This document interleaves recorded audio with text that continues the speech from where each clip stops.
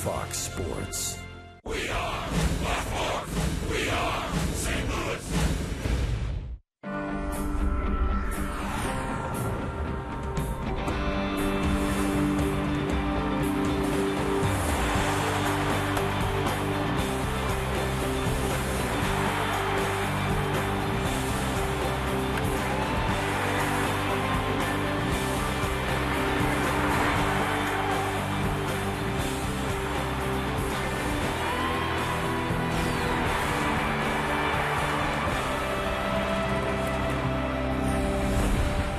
It's a gorgeous night for baseball under the Gateway Arch of St. Louis on the banks of the Mississippi. Tonight it's game number 2 from Busch Stadium in St. Louis between the world champion St. Louis Cardinals and the San Diego Padres. Dramatic win last night for St. Louis after coughing up what could have been a potential win. Well, Tyler Green made sure they got it. A home run to right center off a hard thrower. Afterwards, he visited with Jim Hayes. Guy throws 100. He's just hoping he leaves something over the middle of the plate, and was just trying to get the barrel there. When you hit the ball, did you know it was gone? I wasn't sure. You never know here. It's tricky sometimes. But, I mean, it felt good. I'm so pumped right now.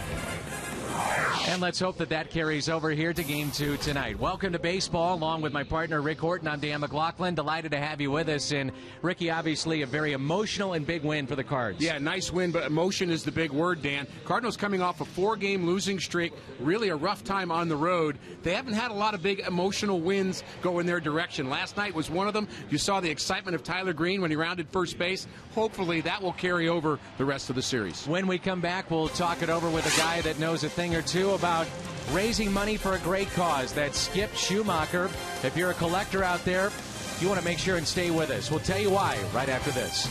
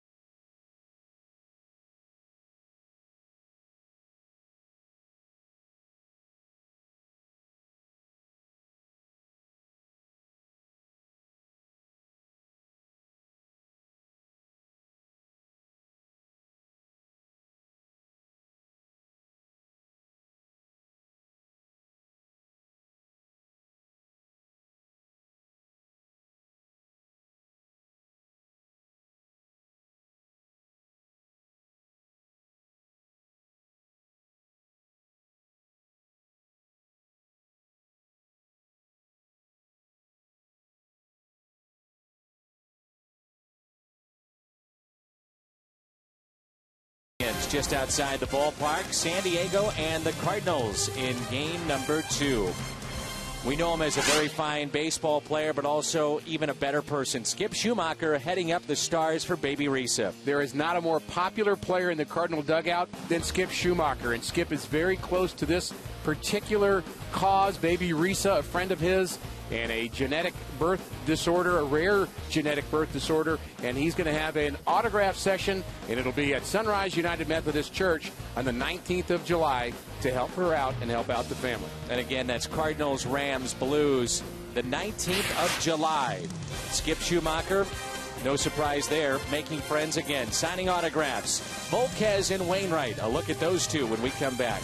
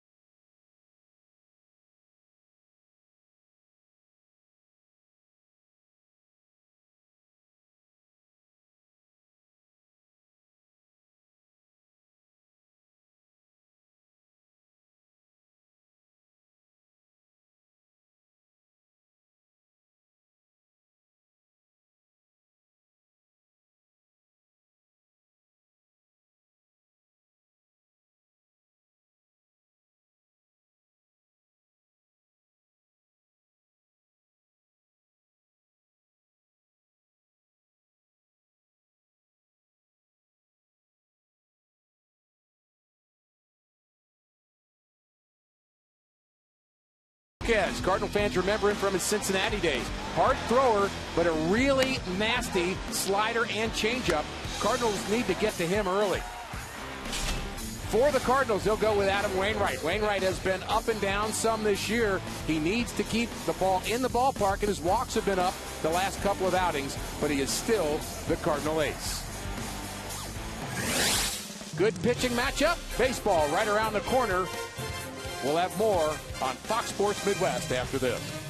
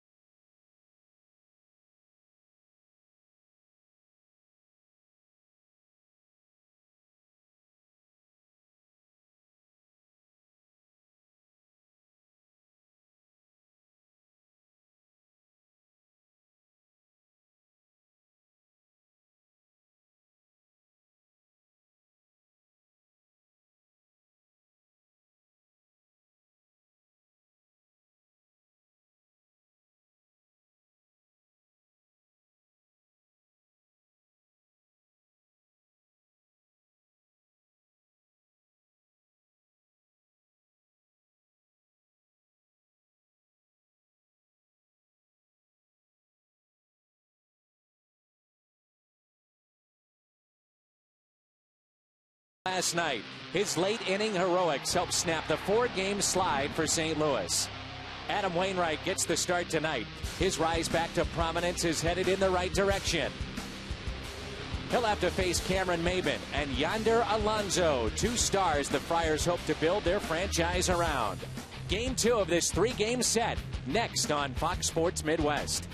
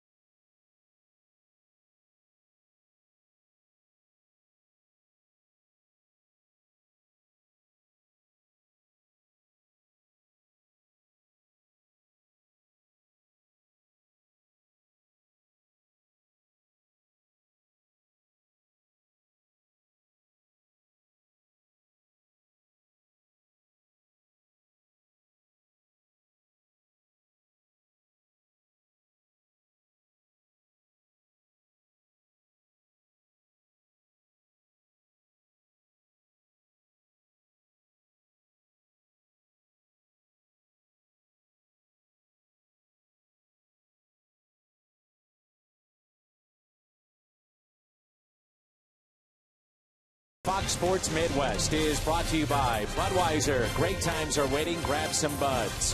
By your Mid-America Chevy dealers, the #1 selling brand in St. Louis. Find us at stlchevy.com.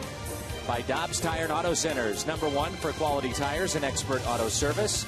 And by Steak and Shake, just no equal. Beautiful city of St. Louis, the Arch Grounds. It is beautiful this time of year.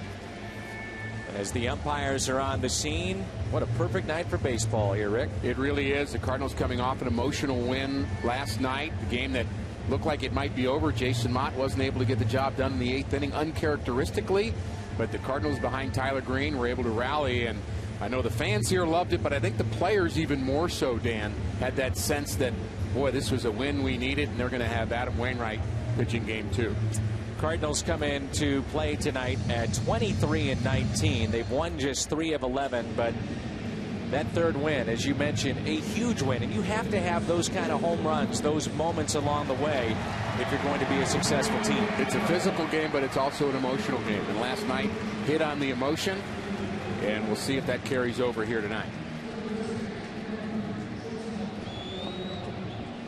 The hero from last night, Tyler Green, and let's take a look at the lineup for the San Diego Padres. This is a team that has to generate their offense with their speed at the top of the lineup with Will Venable and then Cameron Maben, Yonder Alonso, the former farmhand of the Reds, Jesus Guzman, Baker, Amarista, Everett Cabrera, Perino, and Edinson Volquez. The right-hander looking for another win here tonight is Adam Wainwright. He's lost his last 2. He's surrendered 10 runs, 15 hits.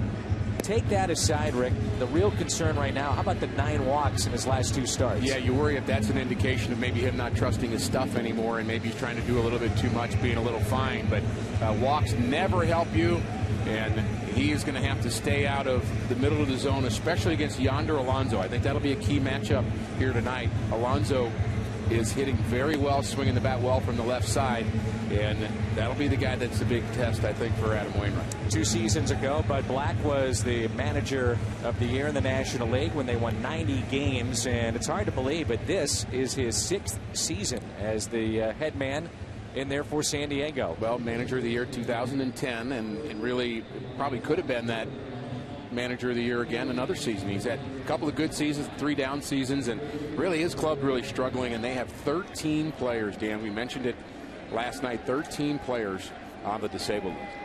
What are you looking for early on out of Adam Wainwright? I'm looking for the velocity on his fastball, which is something I don't normally look for. But I think with him, it may be a trigger as to whether or not he's comfortable with throwing the ball in the strike zone, which is what he needs to do. Game time temperatures 77 degrees. That pitch is taken high, and this is Will Venable, who's batting .264 with a pair of home runs and 6 RBIs. Breaks his bat, and there's an out. The defense behind Adam tonight. Around the Horn is brought to you by Dobbs, Holiday, Chambers, and Beltran. Carpenter, Furcal, Green, and Adams. Behind the plate, Yadier Molina. Adam Wainwright is on the mound. Chambers getting the start in center field. Brings a lot of energy, doesn't it? He sure does. We talked about emotion last night. He brings it every day to the ballpark, and you can hardly think about the 2011 season without thinking about his energy down the stretch. And scoring on that wild pitch against Chicago down the stretch in regular season play. Tough start right now for Cameron Maben. Takes it just a little bit low. 1 ball and 1 strike.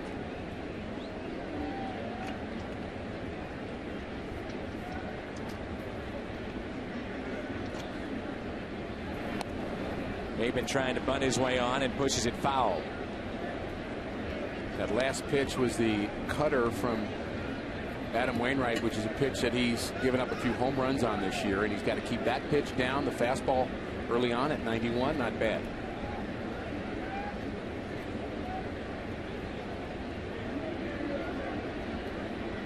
The 1-2 pitch. That is a nasty breaking ball that time. A lot sharper. And speaking of nasty, we flash back. Adam Wainwright.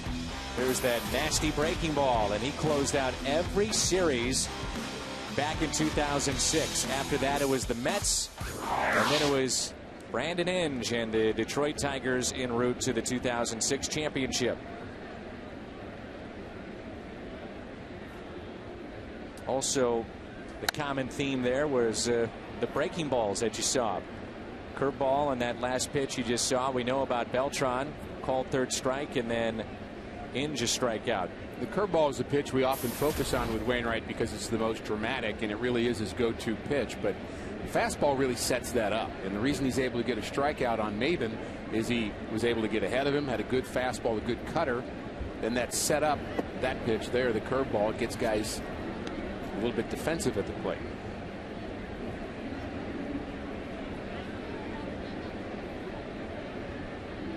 Wainwright in his career 2-1 against San Diego with a .82 ERA. It's early, but the curveball looks sharper tonight. Inside fastball, and he tied him up, hit his spot, and a strikeout.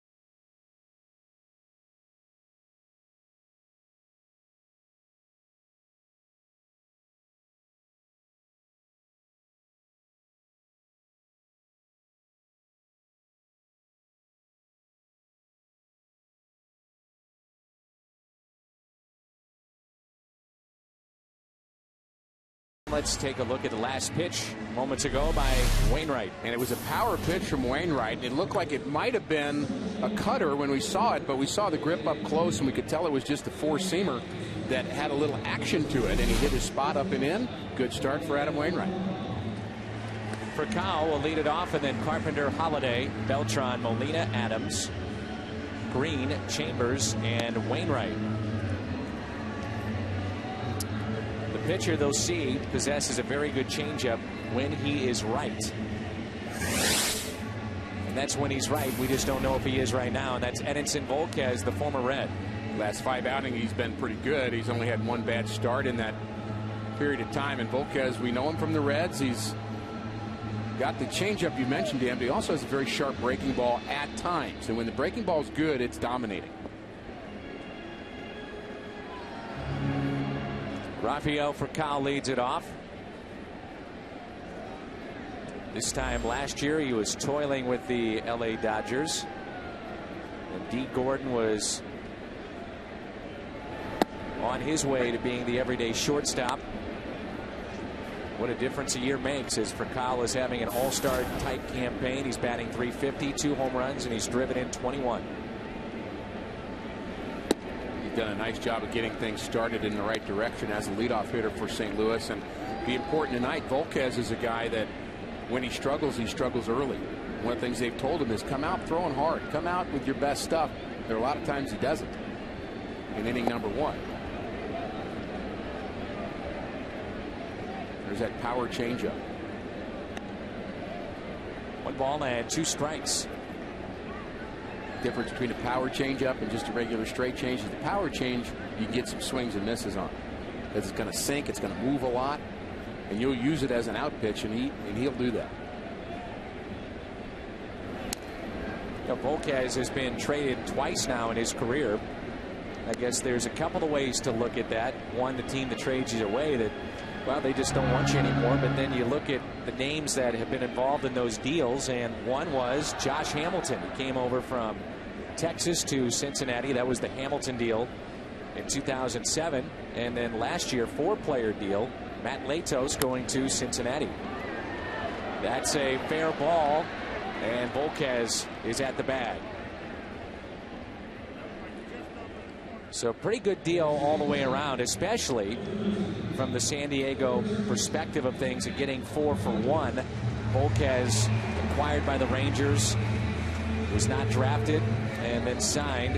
Hamilton, that deal in 2007, and then the Latos deal. And it's not just Volquez, it's also a great catcher they believe is going to be a stud in their minor league system that they picked up from Cincinnati, and the everyday first baseman now in Alonso. And Latos up to a kind of a so-so start with Cincinnati. He's had a couple of wins, but really a tough place to pitch for him as opposed to San Diego. And Volquez talking about that this spring. The fact is that he leaves some very hitter-friendly ballparks in the NL Central, including his own, and winds up going to such a spacious ballpark in Petco, in one of the toughest hitters parks in all of baseball, as Carpenter gets another start tonight. And he shoots one the other way. This will get down, and it goes to the wall. Matt Carpenter will trot into second base, and I think he may be hurt. He took a very odd turn around first base, and this does not look good. He's holding his side. You got to be kidding me. It has been such a tough couple of weeks for the Cardinals injury-wise. Matheny goes out with Chris Conroy, the assistant trainer, grabbing his right side. And Rick, I'm not sure if he did it on the swing or how he approached going down the line and running. Oh, it's a swing. Grabs his side right away and just kind of guts it out the rest of the way. He's in pain and just somehow gets to second base, and that, don't want to speculate on an injury, but we saw Skip Schumaker do exactly the same thing in spring training with his oblique. And Matt Carpenter has been swinging the bat so well. And this is one of the guys that Mike Matheny can use in so many different spots with his flexibility. First base, third base, the outfield. This would be a huge loss, and Carpenter has really given you more than probably you expected at the beginning of the year. Agreed? No question. And he's been good enough so you can afford to give David Freese a couple of days off, kind of mental days for David. Descalzo becomes the pinch runner. So Mike Matheny committed to the off day for David Freese as he's trying to work out some mechanical issues.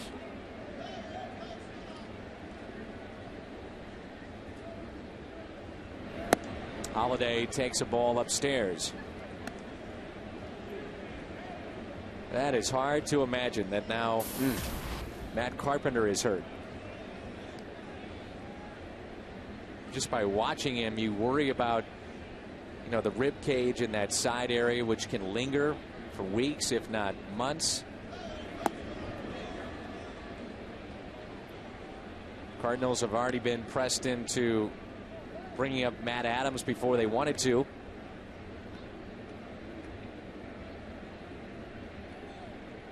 So Descalso takes over. He's the runner at second base. Holiday on the year is sitting on 9 home runs.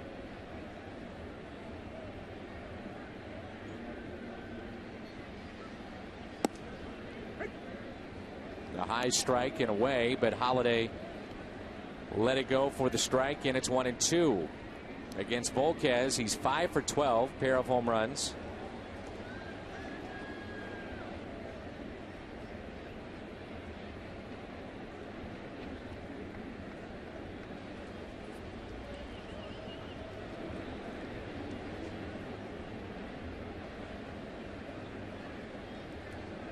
Volquez very much an up and down season a year ago. He was the Reds opening day starter, and then even spent time in the minor leagues to get straightened out.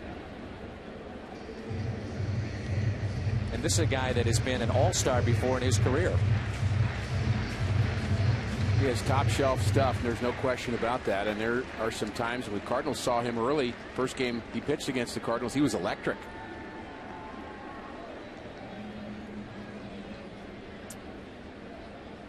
The 2-2.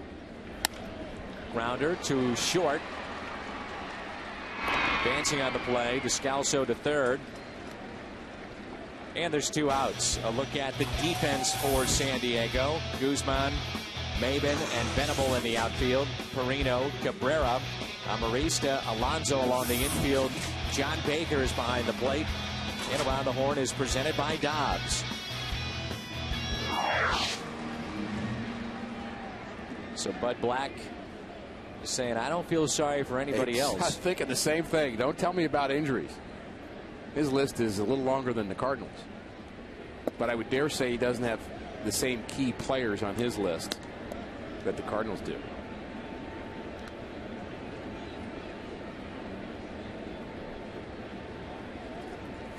Carlos Quentin being a big one for them concerning their lineup. As far as experience, the most recent was Mark Kotze. Kyle Blank's also a player that they have high hopes in. That's a base hit into right. Beltran drives in his 34th. 1-0 St. Louis. Carlos Beltran. Gimpy knee and all. They need his bat in that lineup. He comes through again. And again, the smooth swing of Carlos Beltran. Not much to it. Just lay the bat out, make good contact. And the Cardinals do indeed get to Volquez early.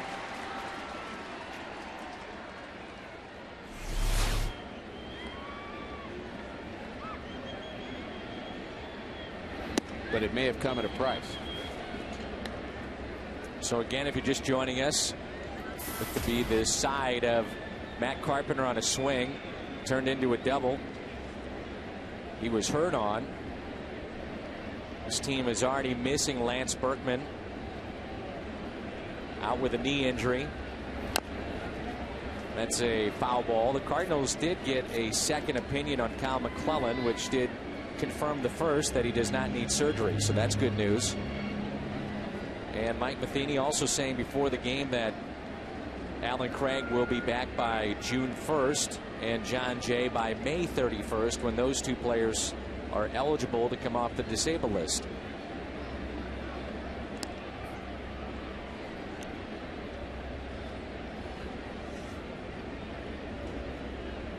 See the left fielder in your screen, and They shade Yadier the other way.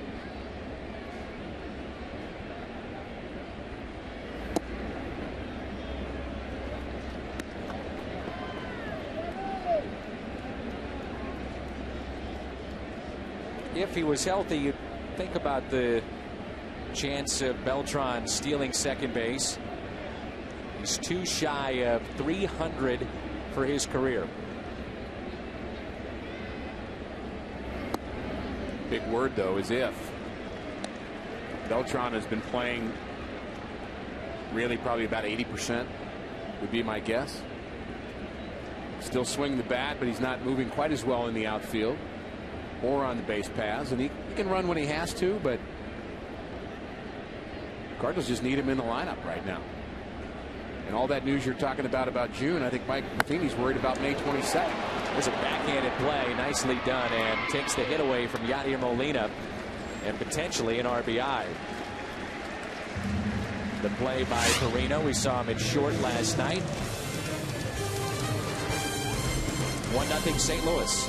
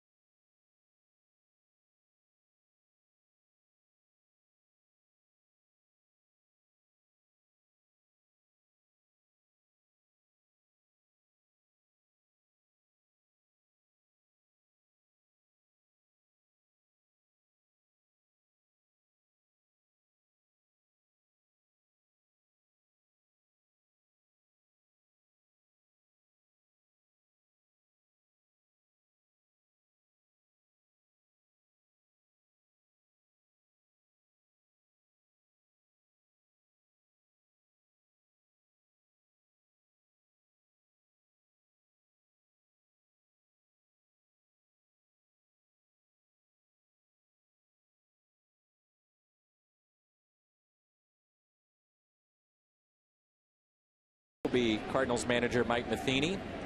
Also Clint Hurdle will be a part of that, the manager of the Pirates.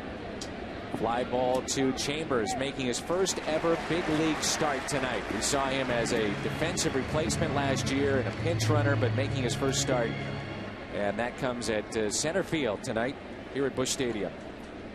And a good outfielder by all reports. We know about his speed. Not every fast outfielder is necessarily fast defensively. We've seen some players like that over the years, but I think Chambers has kind of really worked on his outfield play. And you know, there's questions whether he's a better center fielder or a corner outfielder, but Cardinals really at this point, Dan, are putting people defensively where they can play. And you can't put Carlos Beltran in center right now because of his knee.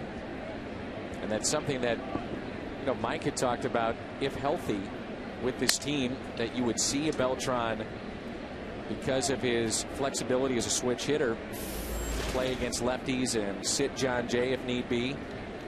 But throw that out the window right now. They're just worried about having a healthy 9 night in and night out.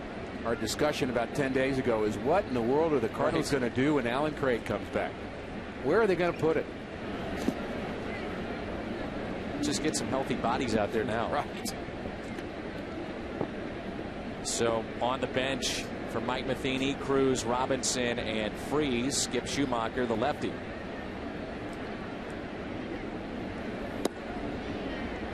taken just a bit low, 2-2. So when Matt Carpenter went out with his injury, and we'll try to get you a report as soon as we can about his condition right now. We think it was something to do with an oblique, but it's just a guess at this point. Really not a lot of choices for Mike Matheny. Could have brought in Skip Schumaker, moved Tyler Green to third, would have been the only other option. If you are committed to the off day for David Freese, and Mike said in the pregame show that they're working on some things with David Freese in his swing, and they'd hate to throw him into game action in the middle of him changing some things. So they're committed to him not playing today. And David was saying yesterday that technically he's out of whack. He's opening up his hips too much, pulling off the ball. And that's not like him because of his great success shooting the ball to the opposite field.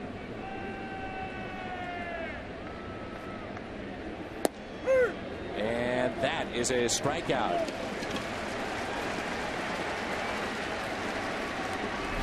That's the third for Wainwright here in the second inning. Check out the location. Good pitcher's pitch. I'm not sure that's on the black, but strikeout victim is John Baker. 3 now for Wainwright.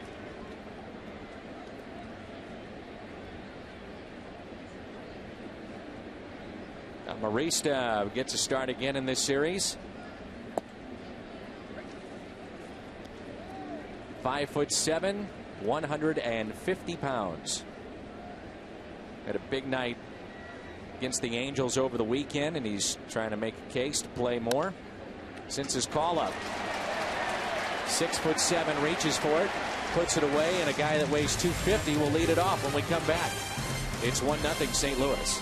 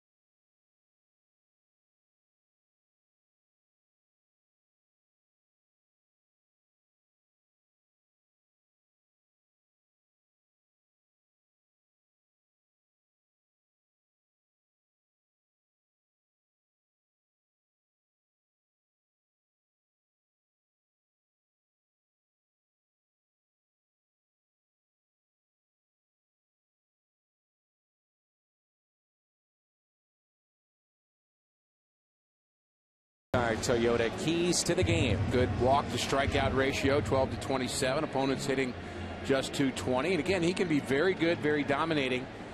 Cardinals got a run in the first inning, but don't stop now. Get a lot of runs early against him, because if he gets settled down, he gets really confident on the mound. And if he doesn't get settled, he'll start to show some cracks in his psyche and in his mound presence. And that's where the Cardinals want him to be. The official word, right side tightness, is what we get from the Cardinals medical staff, and that's pulled foul.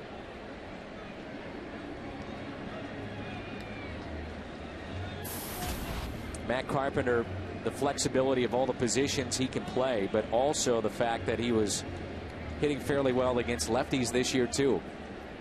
Really a complete player that can play a lot of different positions. And you know, at some point, the number of injuries just kind of make you a little gun shy too, in terms of how you play the game. If you realize all these injuries start adding up, you have to play this game fearlessly. But when you start looking at that disabled list, it's only human nature to have that start affecting you after a while. A 2-1 pitch. There's that changeup. 2-2. Well, we'll get an extended look at this young man, Matt Adams, minor league player of the year a season ago for the Cardinals. 2 for 4 on Sunday.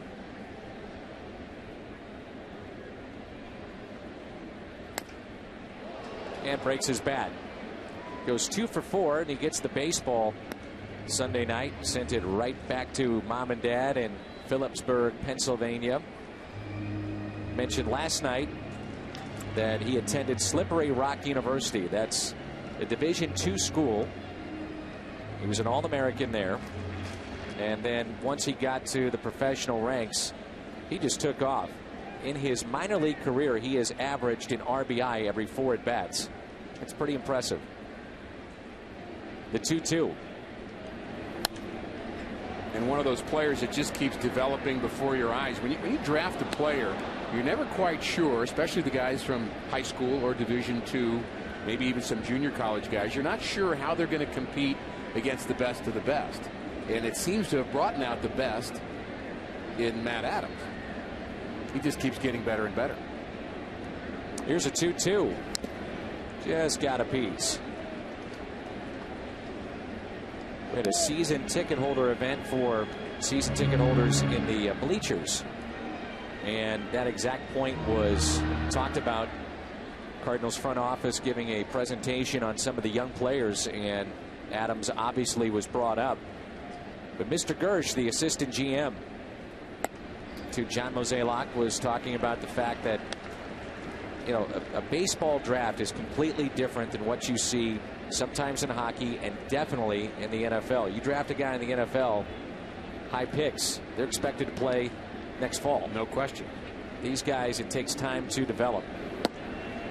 In some cases, you go to a low minor league level, and you may be playing in conditions not as good as the University of Miami or Southern California. You're playing in some minor league cities where you're just kind of at the bottom of the barrel again. Nice round of applause for Tyler Green. Carsoup.com/Cardinals. Send us your email the booth questions. What a night it was for Tyler last night as he saved the day. First Cardinals second baseman since Mark Grudzielanek back in 2005 with 2 separate 3-hit games, which include a home run and a 2-bagger. He's saying, I don't care what bat I have in my hands, even this Yadier Molina bat, I'm up there hacking. That's what he has right now. Rick, maybe we can talk a little bit about the fact that he has dropped his elbow, which has been a factor for Green. Jumps on the pitch and pulls it foul. Elbows are closer together even. Not only is the back elbow not up, both elbows are kind of pulled in together. And I think the key for Tyler Green is to hit that pitch up and in, middle in. And there's the Yadier Molina model bat that Tyler is using. So he's lowered the elbow just ever so slightly. And last night it was 101 miles an hour, the pitch that he knocked out of the ballpark. So he hits a home run last night, trying to bunt for a base hit tonight. Keep your elbow up is lesson number 1 that many coaches give young little leaguers, and it is absolutely the wrong thing to tell them to do. If you're putting your elbow up into the air, that is all that does is create a long swing. And you know, a long swing for a guy like Tyler Green isn't going to work, especially when you're throwing 105 miles an hour. You have to send the bat head. You have to throw your hands to the ball. You have to keep your hands inside the ball. You have to get the bat head out. And if it's a long swing, it's not going to work at this level. We have the camera right now tight on Tyler Green, and you can see that he's confused. Something's going on here where he looked into the home plate area and was asking about the count. Then he goes down to Jose Oquendo, who then was told to go back to his box at third base. He's looking in the dugout, and the count is 1 ball and 2 strikes. I think that's the question.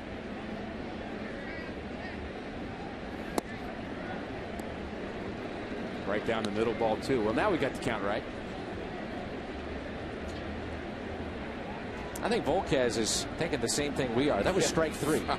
Looked pretty good to me.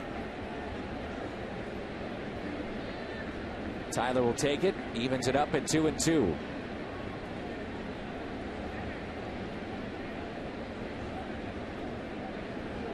Volquez is working with the backup catcher tonight. That's John Baker. Those two have not been on the same page. Here's a 2-2. The fly ball into shallow right center. Maben takes charge and makes the play.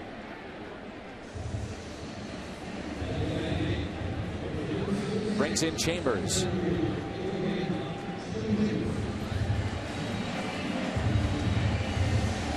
Last season, he spent the majority of the year at AAA. He was the everyday center fielder. He's now 25.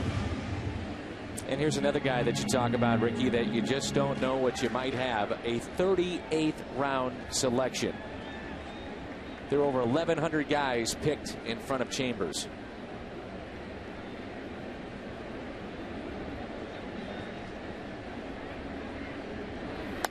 Cardinals have really liked his defense for the most part.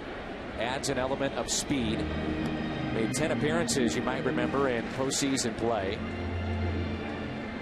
5 coming in the division series and the championship series. He was 1 for 3 with a couple of RBIs. Was added to Game 7 of the World Series roster after Holiday was injured. What was contagious about Chambers was not only the way he played on the field, Dan, and what kind of energy he brought to the field, but just the way he talked about baseball in all of his interviews, both before and after games. He was just so thankful and so excited to be a big leaguer, to be a Cardinal, and just kind of oozed enthusiasm. And I think that caught on with the fans right away. Adrian slices one into left center. Maben is there to make the catch. Brings in Adam Wainwright. We remind you that MLB At Bat can be found at Cardinals.com. And you can text At Bat to 31826. Cardinals.com, and by definition, wherever you may be.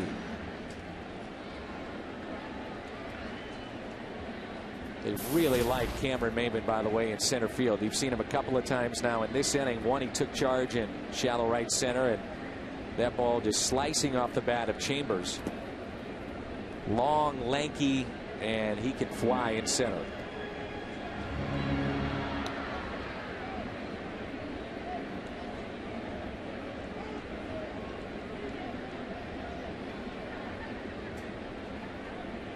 Two outs. Matt Adams is the runner at first, and here's a 1-0 pitch to Wainwright. Wainwright shoots it into left center field. Will Maben get this one? He does on the run. Shading Wainwright opposite way, and Maben, who can fly, makes the catch in left center. Takes the hit and RBI away. Special guest coming up next.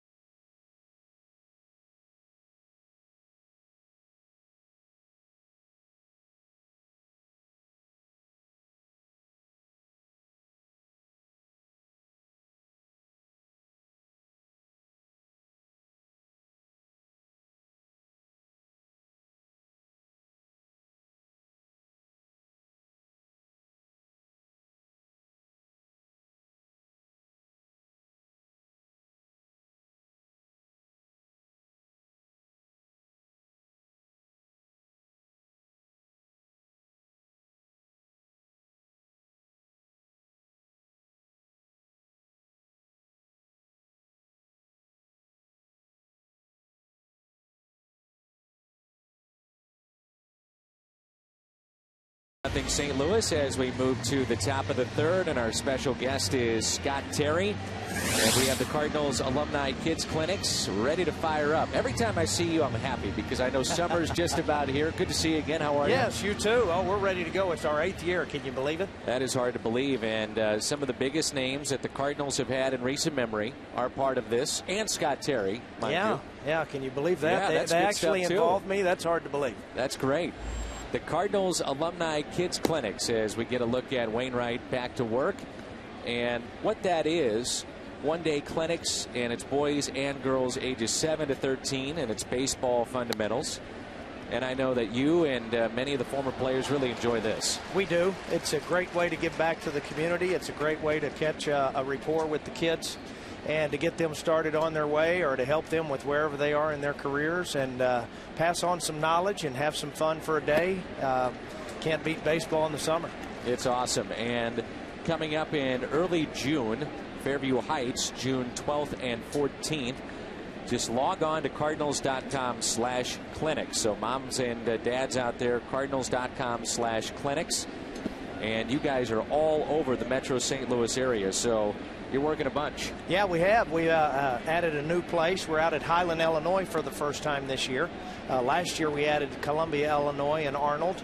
And we've had our mainstays where we've been every year, such as Fairview Heights and Chesterfield, St. Peters, Manchester. Ellisville is a fairly new one. It's our 2nd year there. So we're happy to come to you and be a part of your kids' summer and give them some baseball knowledge and have all kinds of good time. Care package they get. Yeah, that's always a key get to some autographs. Yeah, absolutely. Strikeout there of Cabrera. That's 4 on the night now for Wainwright, so he's off to a good start. You get a Cardinals cap, 2 tickets to a game this season. You get the T-shirt, as you mentioned, autographs, and then the best part is the individual instruction that you are able to provide. And I know that you are a stickler for mechanics, and that one is drilled into right field, and that ball is off the wall. Perino is in with a stand-up double, but let's talk a little bit about mechanics. What do you try to teach these kids? You know, they show up at camp and run us through the day and how long it lasts and what you're trying to do. Well, we have 5 stations. We have a throwing station, we have a fly ball station, a ground ball station, a hitting station, and base running station. And baseball is all about body position and technique, and then it's creating a repetition of those things. The game doesn't change. It stays the same. The field gets bigger. The kids get bigger and faster. But the fundamentals of baseball will always be the same, whether it's throwing or whether it's catching. And we just help them with all the technique that they need to give them that level of success that they all hope to attain. For Kyle, retires Volquez. We're back to the top of the lineup. 2 down, and Will Venable. You know, we get all kinds of kids with all kinds of abilities. You get 7 to 9-year-olds in one clinic. We get 10 to 13-year-olds in another clinic. Sometimes we do 7 all the way to 13 if we have all ages. So you get the different sizes, you get the different speeds. You got left-handed, you got right-handed, and baseball doesn't see size. No. It sees technique, it sees ability, it sees talent. You know, the mechanics and the body position are so key to these kids putting themselves in a position to have success. And we're finding that if kids have success, they're willing to work at it and they have a lot of fun with it. When they fail at it, they have a tendency to try to find something else to do. Yeah, how about some of the names of the former players that'll be there? We've got Ken Daly, Jason Simon Tachi, Cliff Polite, Pat Perry, John Costello. Those are all of my guys that are going to help with the throwing station. We've got Stan Royer, Ken Reitz, Rich Hacker, Neil Fiala, Kurt Ford. Do a lot of things with the outfield and the infield, the fly balls, and guys that do hitting instruction such as Scott Cooper. So we got a lot of people that got a lot of knowledge and want to pass it on to the kids. You and Scott Cooper, Matt Whiteside, a former major leaguer, still here in town. You guys are doing a lot of work over at All-Star in Kirkwood, so kids can find out all about you and Scott, who's a great instructor for kids and the gamers, which he runs, and you're a part of that too. So I mean, there's a chance to go to Kirkwood and All-Star Performance and find out how to get help. Absolutely, and the gamer kids help us at all the clinics. They're a great benefit because every one of the guys that are instructing at a station will have those kids that will help them be an extension of the instructor And you know, when you go to All-Star Performance, a place like that, you get a chance to go one-on-one with an instructor. And what we do at the clinics, obviously it's not one-on-one, but it's a small enough ratio where you're going to get enough attention from each instructor as an individual that they're going to lead you and guide you in a direction that's going to benefit you. Scott Terry is our guest, and that is taken for a strike. 8 a.m. to 12:30 most Tuesdays and Thursdays throughout the summer. Again, the kids get a cap, tickets to a game, the T-shirt, and then individual instruction, team instruction from former Major League players. Here's a 3-2 pitch to Venable. Breaks his bat, and Descalso will make the play. Always good to see you, my friend. Yes, sir. Thank you for having us. We'll check you out over at All-Star 2. Sounds great. Thanks, Dan. You bet. We're at Busch Stadium in St. Louis, and the Cardinals behind Wainwright lead it 1-0.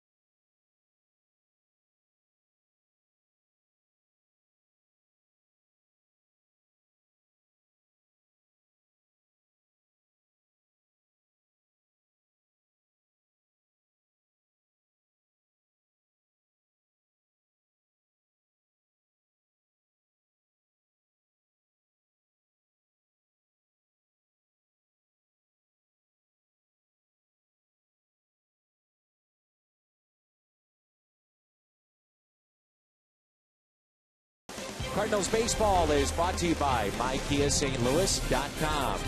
And right now at Jack in the Box, you can try the new Chicken Club Combo for just $4.99 plus tax. Beautiful night for baseball here in St. Louis. We're at Busch Stadium in downtown St. Louis, and it's 1-0 Cardinals leading the Padres. I've got my slider back, working on it with Scott Terry in the back of the booth here. He is a stickler when it comes to mechanics. Oh, man, does he know mechanics. Al will always say there's never the perfect way to throw a baseball, but there's certain things I would assume that would fit and apply that you just don't want to do, and some things you definitely want to do. There's some fundamentals that every pitcher does. You get to the same spot, you kind of have some things about how you take the ball out of your glove, and Scott Terry and the Cardinal camps, he does a great job of teaching that. In fact, my nephew, who's going to pitch at Cornell next year, flew all the way out here to take pitching lessons from Scott Terry. Here's a 2-0 pitch.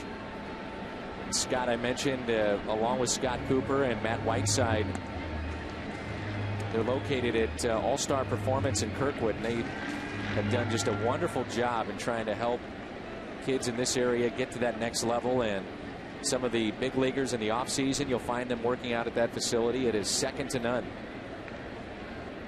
Here's a 2-1 pitch for Kyle. Bounces it to the right side, and there's the first out.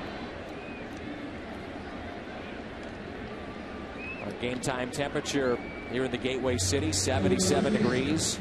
Rick, Dan, the entire crew with you. And Descalso will have his first plate appearance. He has scored, though, the lone run. Again, the injury, right side tightness to Matt Carpenter.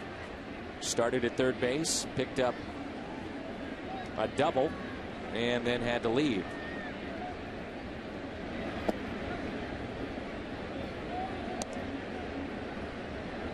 No David Freese for the second consecutive game, trying to make sure that he gets his swing right.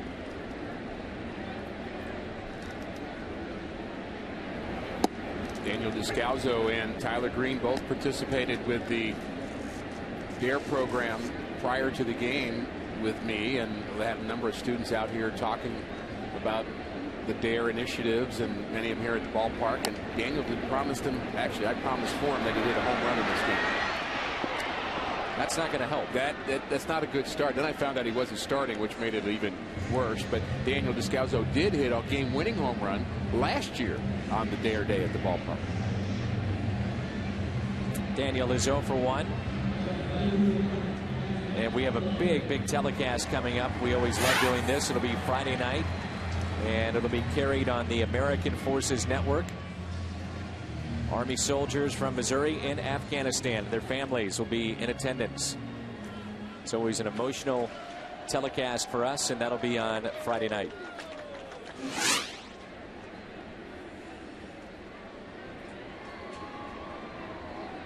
Two outs, and here's Holiday. You might remember last year we had a young lady where she was here in the booth and her husband was overseas deployed, and those two had a chance to see each other for the first time in months. That's backhanded by the second baseman as Volquez hit the deck, and Holiday is 0 for 2.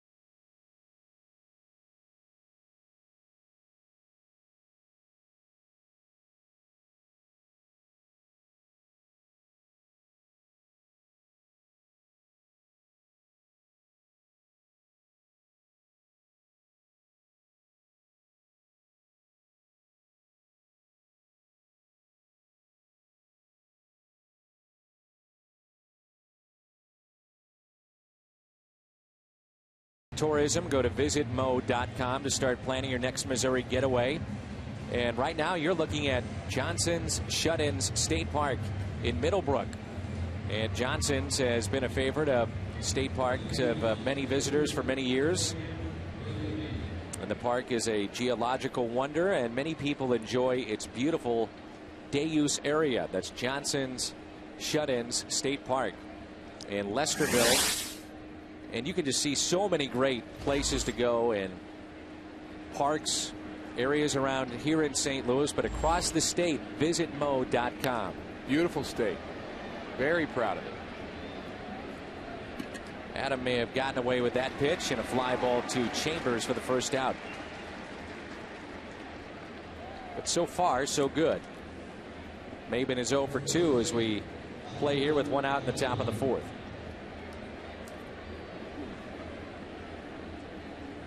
And Rick, you highlighted Alonso on your card as the guy that Adam really needs to bear down against. Well, he's hitting over 300. He's been hot of late, batting from the left side, really become their #1 offensive threat. Wainwright pitched him very well in the first inning, struck him out on a high four-seam fastball up and in. We'll see if he attacks him differently in this at-bat. That's part of the little cat and mouse game between a pitcher and a hitter. Just because you got him out one way in the first inning doesn't mean you can do it again in the fourth. He may make an adjustment, so you want to adjust one notch ahead of him. He's batting 196 on April 25th, and now he's 30 for his last 84, and this season by starts. Yeah, Wainwright really having trouble with the home run ball early on his first 5 starts. The last 3, it's been more the walk that's been the problem. they feel that Alonso may be suited perfectly for the ballpark in San Diego. And the reason being is that they project him to be more of a gap hitter, not necessarily a home run hitter, but a guy that picks up a lot of doubles. The 1-2 pitch, strikes out. It's 5 strikeouts for Adam Wainwright. June 16th, you can pick up a World Champions Pet Bowl for your furry friend. Compliments of Nestle Purina. Available to 25,000 pet lovers ages 16 and older. Cardinals.com to get your tickets. There's Guzman. And Rick, last night we began our telecast talking about the fact that, well, you finished up with Dick Enberg. I did. We started talking about the fact that the starters just have not been going deep into games. But we did see last night Jaime Garcia. He went 7 innings, and that was the first time a Cardinals starter has done that since May 9th. And he's the only starter the last 2 times through the rotation to go 7. And that's something we need out of Wainwright. And we do want to thank Dick Enberg and our friend Mark Grant for allowing us to simulcast last night. Fox Sports San Diego was kind enough with our technical difficulties to make it a little team effort last night. And good to work with the legend Dick Enberg. And oh, Mr. Grant's a fun guy, isn't he?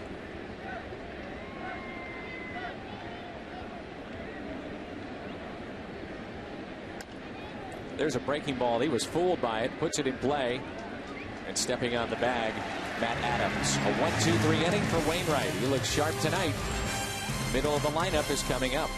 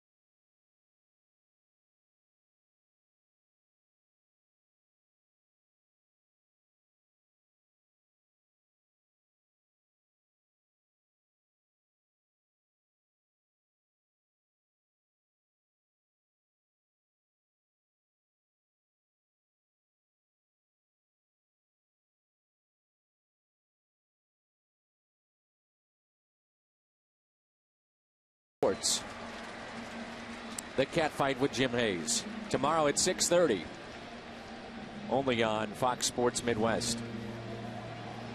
Jim gears up for that so much, Rick, that he needed the night off.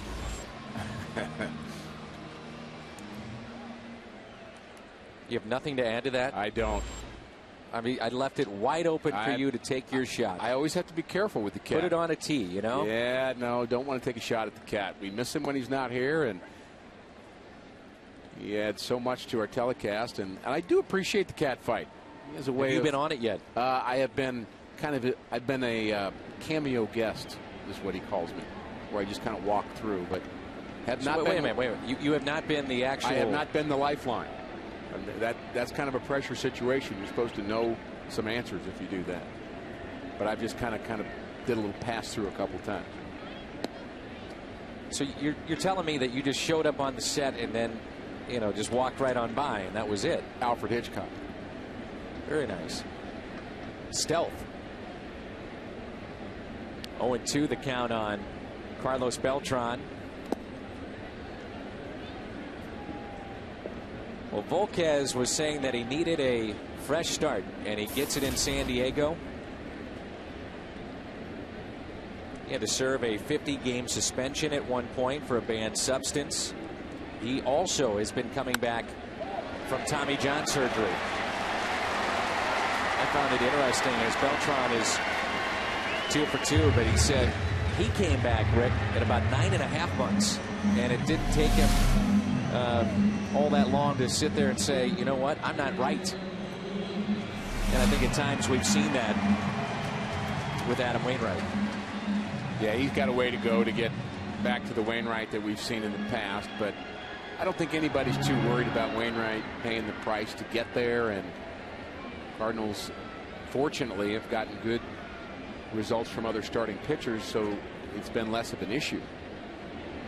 It wasn't for Loesch and Westbrook and Garcia, what they've done this year, and Lance Lynn especially, who pitches the final game of the series, then it might stick out a little bit more what Wainwright has been doing so far. Molina first time up, rounded out sharply to third.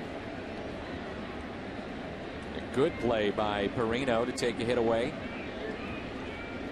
Average has jumped up to 303, 5 home runs. He's driven in 20. Beltran staying put.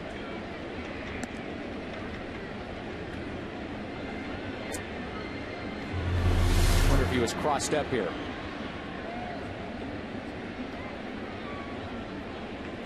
I'm sure he was crossed up or he just boxed it. I think he did. I think he just boxed it. It happens. 1 ball and 1 strike on Yadier Molina.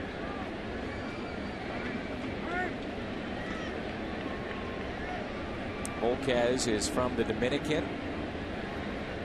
Grew up idolizing Pedro Martinez.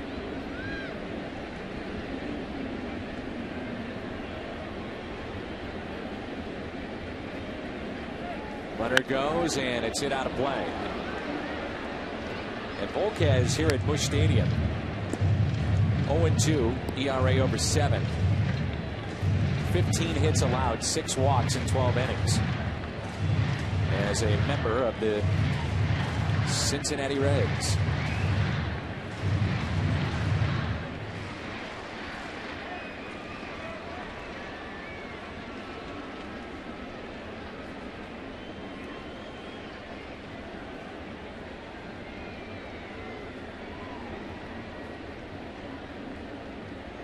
One-two pitch and a double play ball. 4, 6, 3.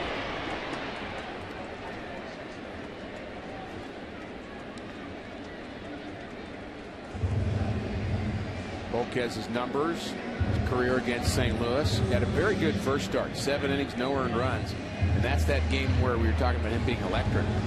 Really learned to refine his changeup with Mario Soto when he was in the Reds organization, Cueto as well. But the Cardinals have hit him pretty well since then.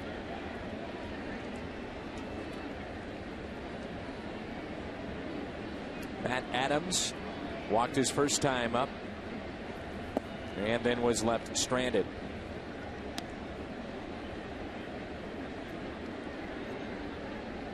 Not much of a sample size, but at AAA, he had .379 against right-handed pitching. Only .237 against lefties. But Rick, when you bring him up and he's forced into play because of the injuries that this club has sustained now to Carpenter tonight, Berkman long term, it looks like he's got to play. He's up here to play. He's going to play against lefties. He's going to play against righties. You know, he'll have his struggles against certain pitchers, and expect that to happen when a guy comes from AAA. But the pitchers in AAA are very close to being big leaguers. They're not just kind of flipping it up there. So the fact that he hit .340 overall against AAA pitching tells me he's ready to hit here. Not much movement. Kind of really balanced at the plate. Kind of a short stroke for a big guy. And we mentioned last night, Dan, how much power he has the other way. We saw that in spring training. Cardinals did not have to make room for him on the 40-man roster. It was down to 38, so they just had to add him to it. The 3-1 pitch, and it's taken for a ball.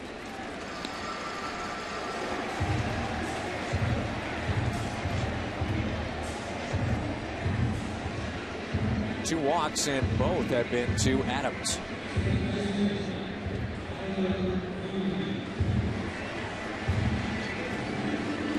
Brings in Tyler Green. Green first time up, fly to center. There's the mound presence we were talking about with Volquez. When things starts to go bad, he sometimes gets a little mad at himself. And we'll watch for that. The walk to Adams. We look at where he is on the rubber. Really just his toe up against the rubber.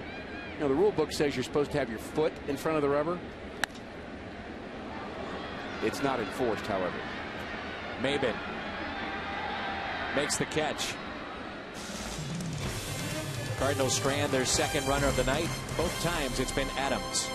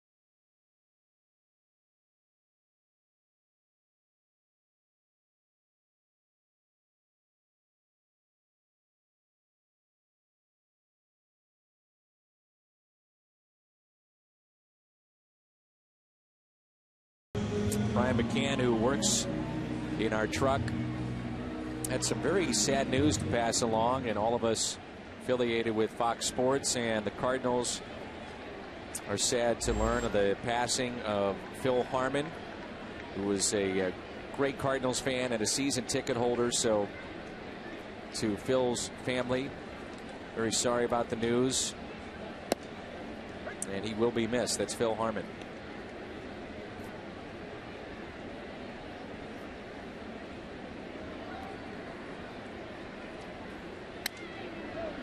Baker fouls one, 0-2. Baker, Amarista, and Cabrera.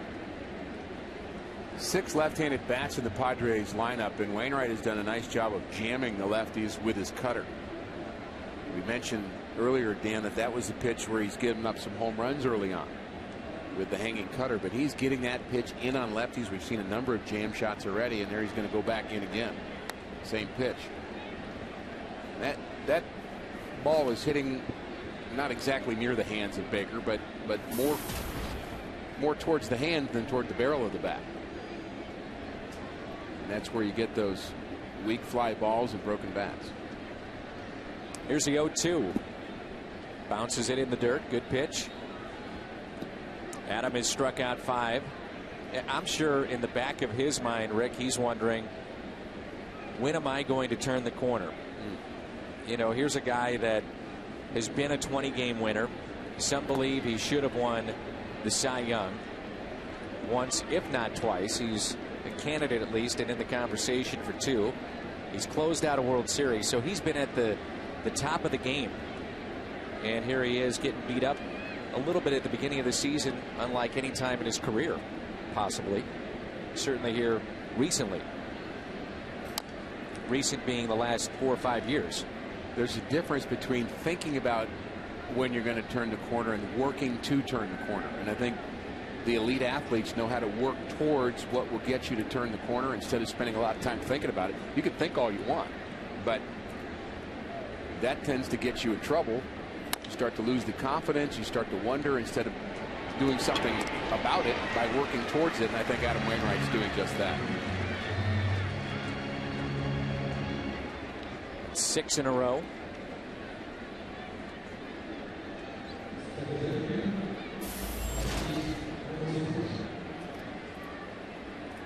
Phil Plantier is the hitting coach for the San Diego Padres. They have had 6 hitting coaches since Petco opened back in 2004.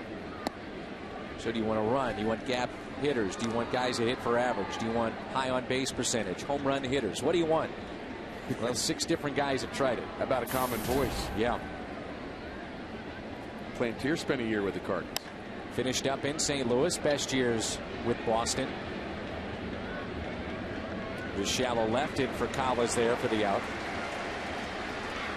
That brings in the switch hitting Cabrera. It was 97, so under Tony La Russa, he played 42 games in St. Louis.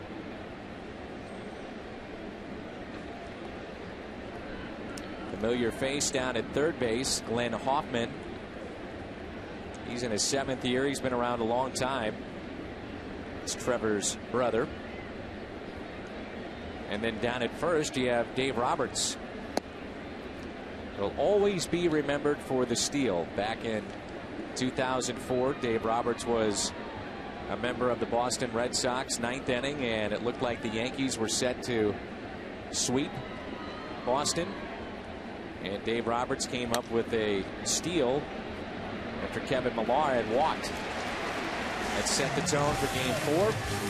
They would win that, win the series, win the World Series.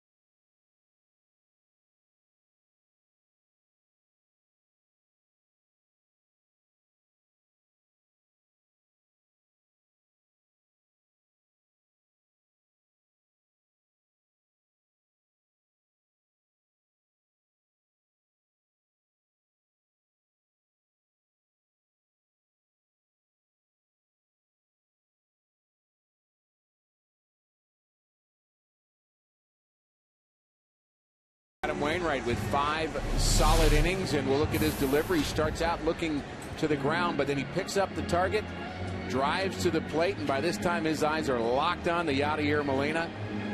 Throwing downhill, finishing his delivery, and Wainwright showing very good form here tonight. 5 strikeouts for Wainwright, and the walks that we were worried about, not a one.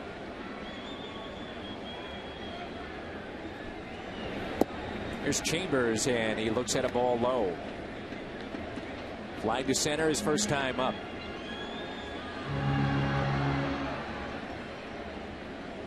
Cincinnati in the top of the 8th, leading the Atlanta Braves 4-3.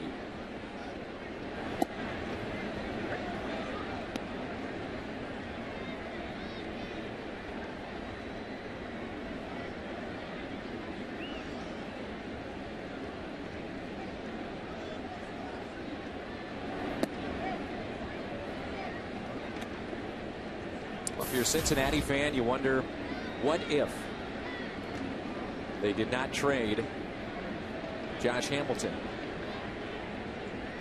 That time, the remarkable story to make it back from substance abuse issues that he had.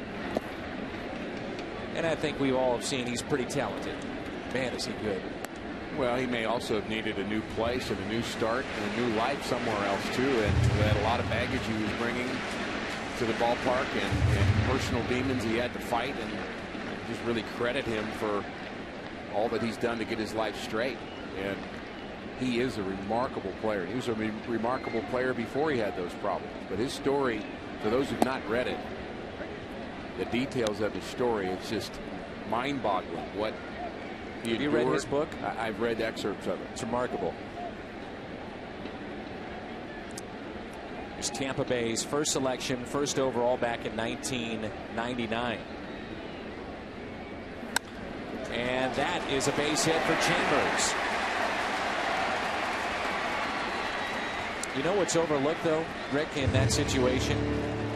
The Chicago Cubs actually had selected Josh Hamilton as a Rule 5 pickup.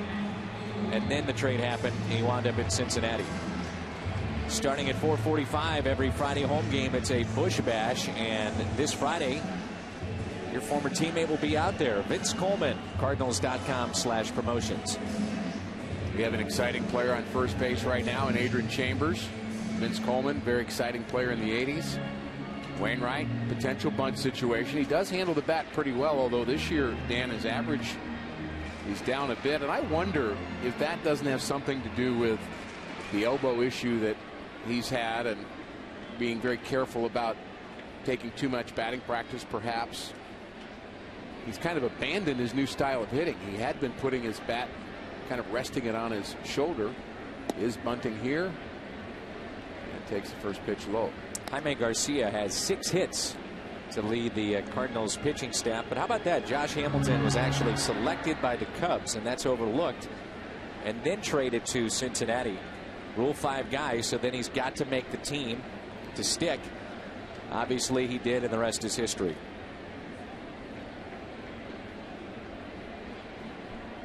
Runner goes, and a throw down to second. Chambers is thrown out.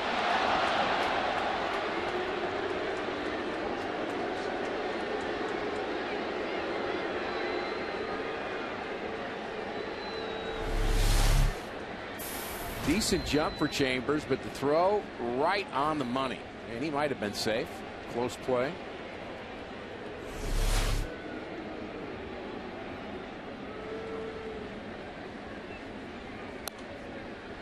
And Adam fouls it back. Right above us. 2 balls and 1 strike.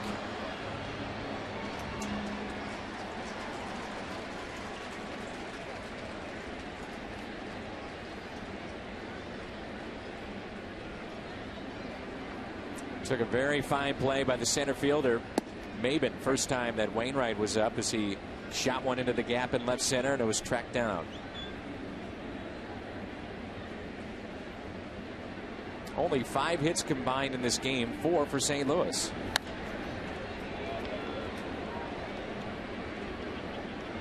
Adam had a pretty good swing his first at bat. Maben ran the ball down in left center field. Kind of like the return to the old batting style of Adam Wainwright. He really had become a force with the bat. At one point, had become a pinch hitter for Tony La Russa on occasion. The 2-2. Reaching for it. Diving stop. And another fine play down to third by Perino. Second time we've seen him do that. The other time, the victim was Yadier Molina. Quick jump to his right. Pops up. And the good throw. Seems a little better at third base than we saw him at shortstop in terms of his footwork. Chase Headley with the night off. Really one of the offensive threats of the Padres. Become probably their best hitter. And we're back to the top of the lineup. Rafael Furcal.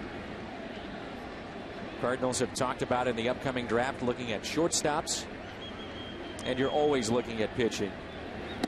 Cardinals have 5 picks in the first 59 draft choices, and San Diego will be busy too. They've got 6 of the first 70. One publication ranked their farm system at number 1. That's something that is vastly improved.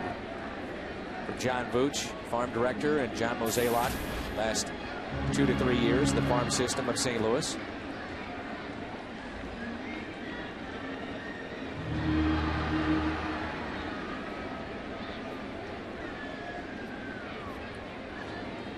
Here's the 0-2 pitch for Cowell. He's hitless tonight.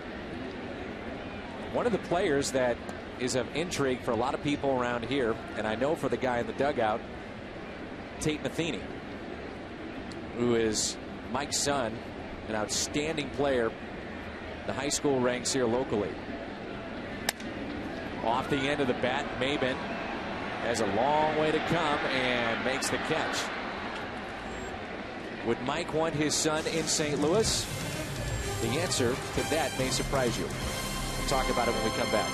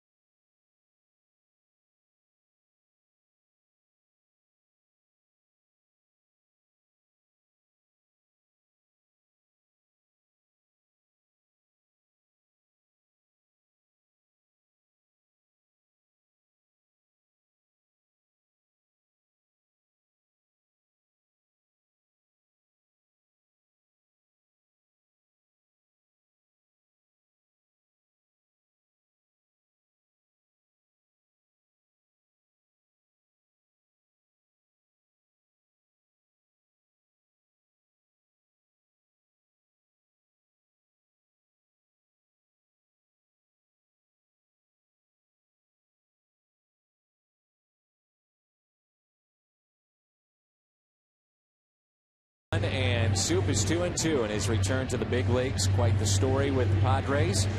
And we'll come your way at 6:30. It's our Budweiser What's on Tap. More on Soup in a moment. But, you know, Mike Matheny's son could be a high-round draft choice. And he's already accepted a scholarship to go play at Missouri State. And Mike and I talked for about an hour the other day specifically about how you deal with youth sports. There's a letter that he wrote, Rick, when he was coaching kids. I guess he still is for some guys, you know. I mean, that's right. These are it's all relative. Young men out there. But, some of them are. But he was saying one of the things that he does not want his son to have to go through, or the organization, is the pressure of each other. You know, doesn't want special favors as Perino flies out to left. And at some point he said, you know, you're talking about a guy. He goes, look, I was released. I know what it's like. Maybe they'd have to release my son, but they wouldn't want to do that because I'm the manager. All the different things that go into this that Cody McKay and Dave Duncan's son Chris went through, I'm sure. And you know, you hear nepotism, all those things. He said, why not just give him a clean slate, let him be somewhere else? And I said, but your kid's really good. Right. And so he's got a chance maybe to be a major leaguer at this level. And he said, well, that's true. And I said, well, then tough. Right. Well, get him in here. You know, I think if players playing, and you think about Chris Duncan as a classic example of that, there's a guy that had some productive years and had some really productive seasons at the big league level. And you can talk about nepotism all you want, but there's a guy that could just rake. And people are going to say what people say. And I think Dave Duncan probably long forgot about that issue and stopped being concerned about that. But I understand from Mike's point of view, especially as a new manager, he wants to be sure that Tate gets a fair shake wherever he is. And that Matheny on the back is still going to help any way you look at it. Well, that's one thing that you have to look at as Volquez takes a strike. The fact is, you know, Los Angeles is a great example. We were just there and they had 70 players in camp in spring, and something like 7 or 8 of those guys were sons of former Major League players. As that ball will get down, and Chambers can't get to it. Volquez is on his way to second base. One of those players that got released, however, in the last couple of years with the Dodgers was a young player by the name of Preston Mattingly. So they don't all make it. That would be Don's son. You still have to earn it. Location is up.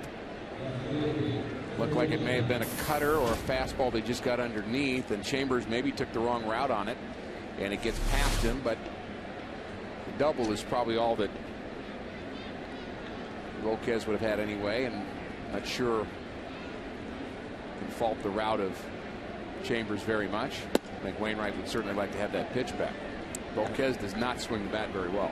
Tate hit a home run, by the way, for Westminster today. He has 11 this season, 11 home runs as a senior in high school. Here's Will Venable, 1 out and a runner at second base. Speaking of dads that played in the big leagues, Will's dad did that. Max played parts of 12 seasons, and Will here at the plate was an outstanding basketball player and nearly chose basketball over baseball. He was a 1,000-point scorer at Princeton, where he was a 2-time captain and MVP of their team. And this guy could play. He actually scored 21 in an NCAA tournament game against Duke. Had offers to go play overseas, but wanted to give baseball a shot, and here he is. His mom wanted him to give baseball a shot. Enough said. And a swing and a miss. He does that a lot, though. Struck out 30% of the time last year.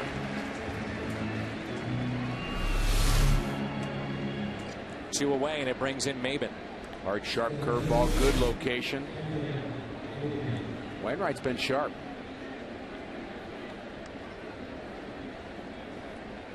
Cameron Maben, we've seen the long strides, tall, lanky. But baseball was always what he wanted to do. He is from Asheville, North Carolina. 10th overall pick by Detroit in 2005. And he was the bat boy for the Asheville Taurus, which now is the Class A affiliate of the Rockies. And one of the bat boys that was there before him, pretty good player named Cal Ripken.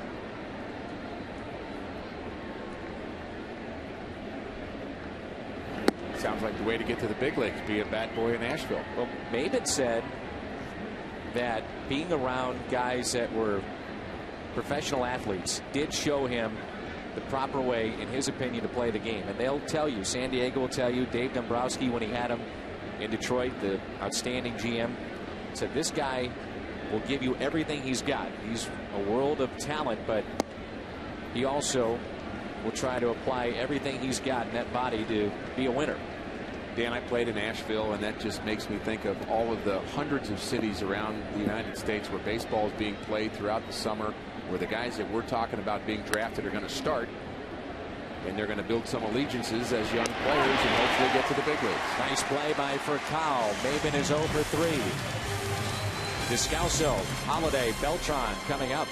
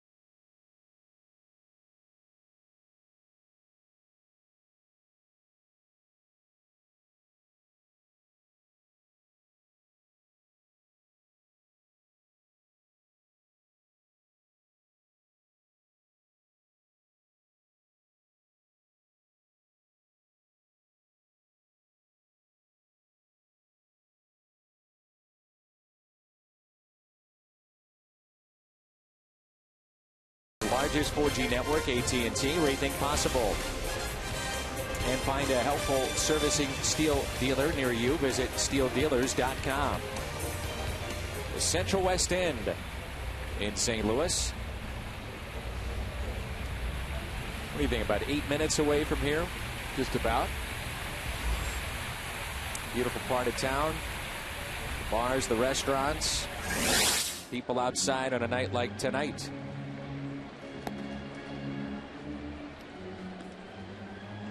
San Diego weather here in St. Louis today. We know that is not going to last. Apparently it's going to get blistering hot here in St. Louis into the week. Fox Saturday Baseball. It's baseball night in America. The Phillies and the Cardinals Saturday at 6. Presented by Chevrolet.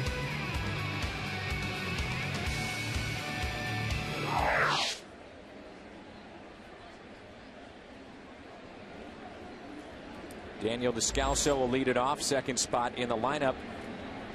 Now filling in for Matt Carpenter. Well, let's just hope that the news turns positive for Carpenter, that it's nothing too serious. Again, if you're just joining us, it was in the first inning. He would double on a ball that he hit into left, and it was called a right side strain or tightness. Yeah, very general word coming out of the Cardinal camp about the actual injury. We're in the NHL here. Is this how you get upper body? Yeah, you know, it's I mean, what do we actually got? Middle of the body, but he did it on the swing and really almost couldn't get around the bases, but smelled that double and really kind of gutted it out and got to second base. But we've been around baseball long enough to see that injury, and again, we'll have to wait and see the report, but so many times on the swing it becomes the oblique, and very much kind of the same reaction when Skip Schumaker swung on a pitch just like that in spring training, tried to hit the ball down the left field line.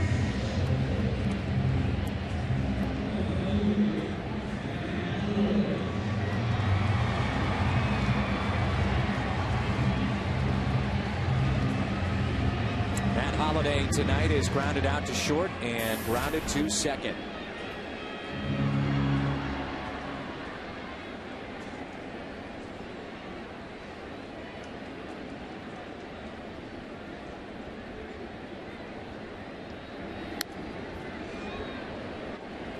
Takes a vicious hack, doesn't he?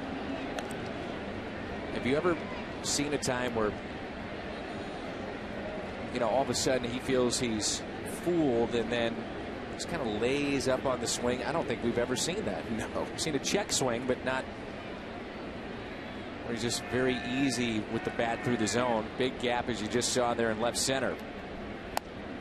And he hits it to the right side off the end of the bat. Thank you very much. Descalso winds up at third. Excuse me, base hit. Nothing vicious about that.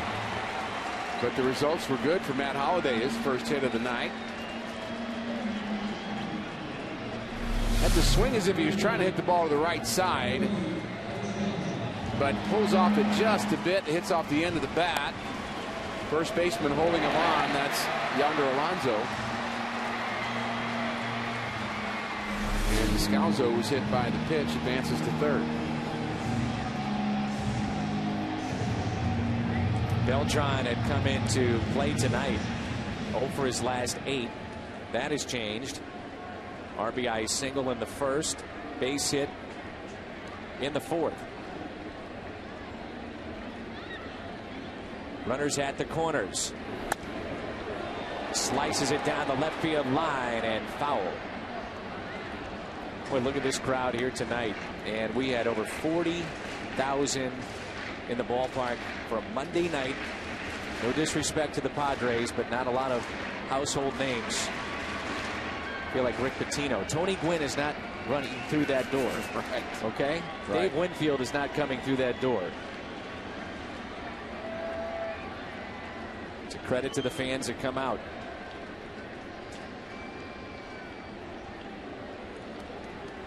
And I know, because you love basketball, you remember that famous I do remember those Rick lines. Pitino I totally do. Totally do. press conference. And some of those hitters you're talking about who aren't coming through the door in Padres history, they've had some very good teams and some good players. You go back to '84, and that was a really good team. They had Greg Nettles for a while. They had Tony Gwynn, of course. Young Kevin McReynolds.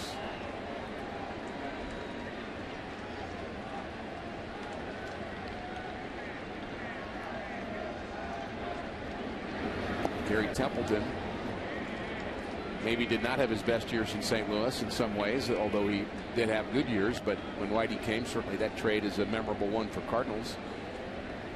When Ozzie Smith came to St. Louis, but Templeton was still a very good player for the Padres. Oh, he was better than very good. He was outstanding at that time. A lot of tools. Here's a 1-1 pitch to Beltran. And just watching the catcher, John Baker, at times not really quiet behind the plate, stabbing at the baseball, and makes it a little bit harder to sell a borderline pitch to your home plate umpire.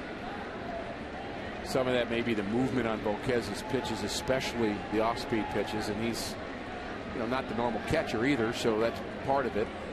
And again, a lot of mix-ups with the signs, stepping off, and you know, eventually that kind of wears on a pitcher.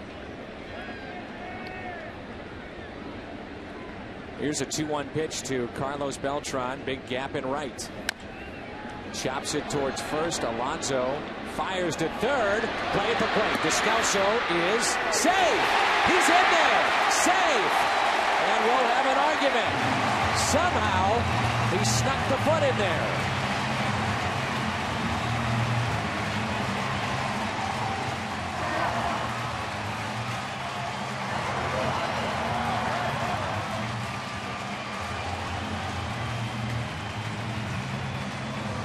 Bud Black doesn't believe it. John Baker doesn't believe it. But Jerry Lane says he's safe, and I believe it. A high tag.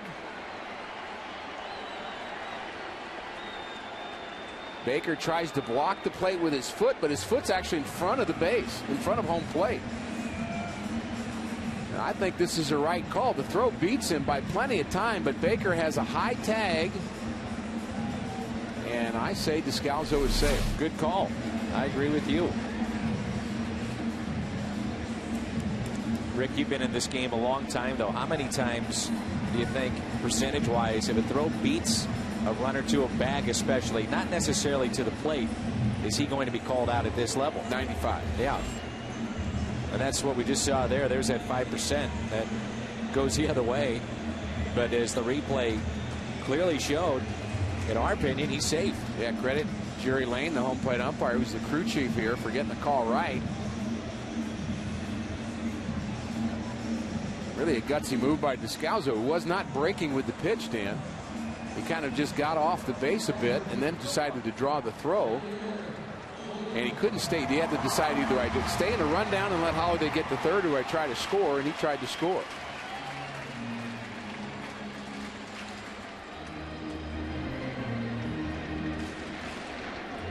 So here is Yadier Molina.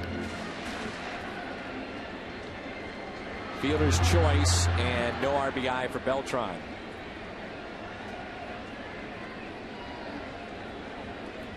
It makes it a 2-run lead. Molina tonight is bounced into a double play, 4-6-3. That was in the fourth. And grounded out to third. Took a very fine play by Perino. Backhand to get him. But this is what you're talking about, Rick, where a play goes against Volquez and maybe psychologically you've got him on the ropes. Yeah, and he's had a trouble in his career overcoming things like this, situations like this.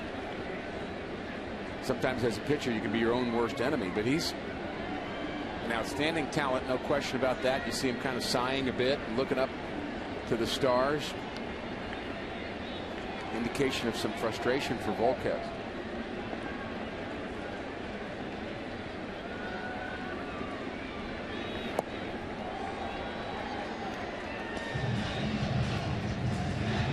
activity.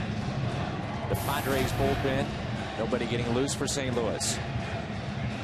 No RBI on that play, as you said, Dan, and that makes sense because the runner was not going with the pitch. If he takes off, you give him an RBI, but because he really got in the rundown and then really the throw was behind the runner, Descalzo, you don't get an RBI. And again, right-hander Volquez working very slowly. And a part of that is that he cannot get together with his catcher tonight.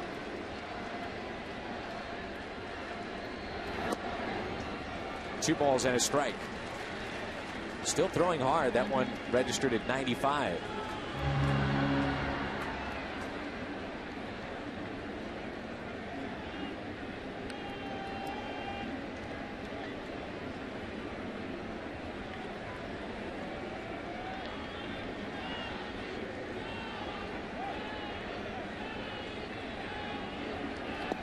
In the dirt.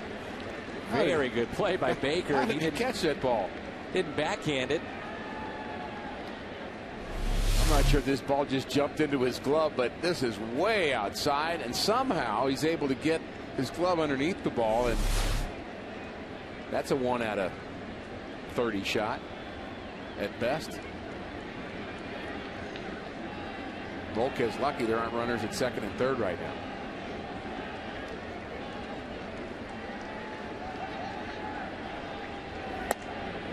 Upstairs to Yachty. A walk.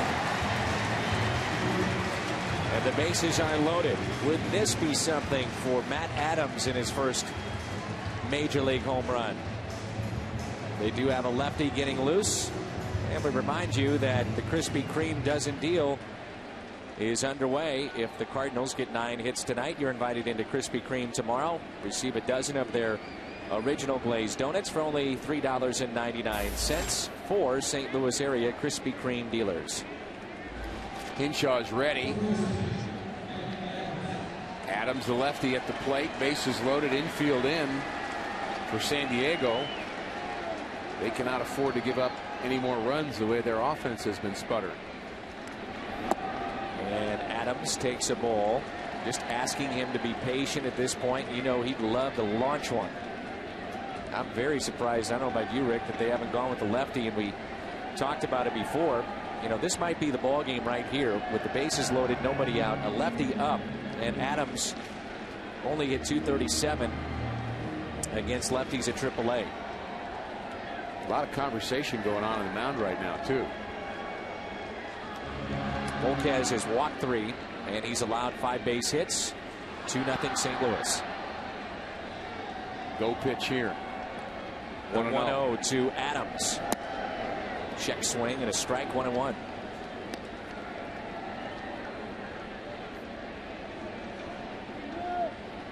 How confident is Volquez with the bases loaded, game on the line, to throw that changeup? It's his best pitch. He should be confident with it. Should be more confident with that than he is with his fastball.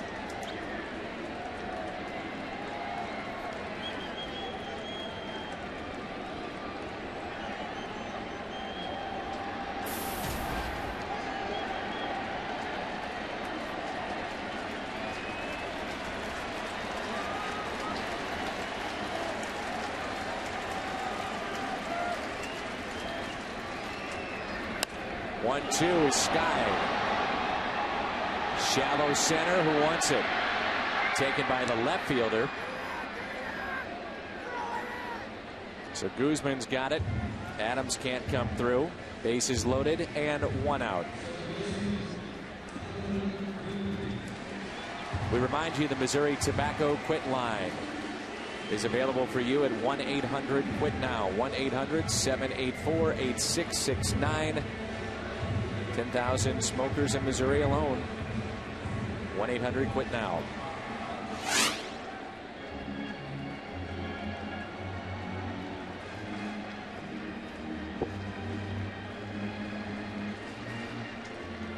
Holiday is aboard along with Beltran and Yadier Molina.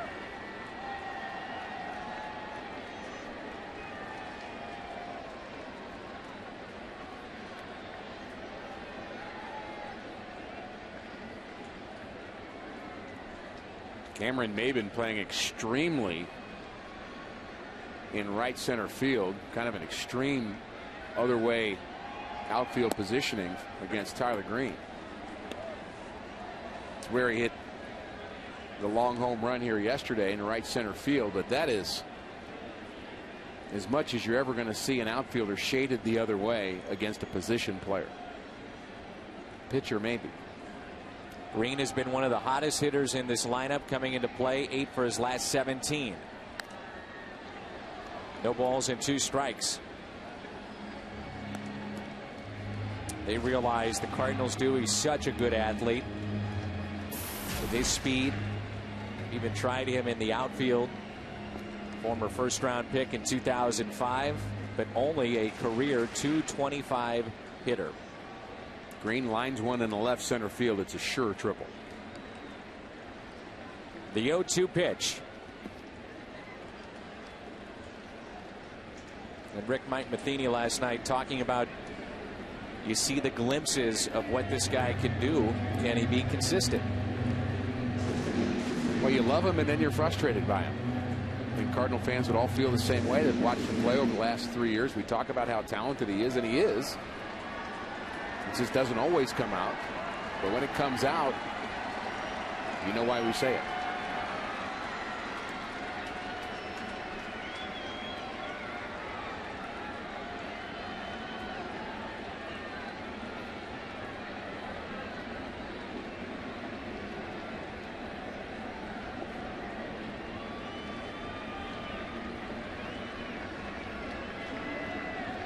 The 1-2 pitch to Tyler Green.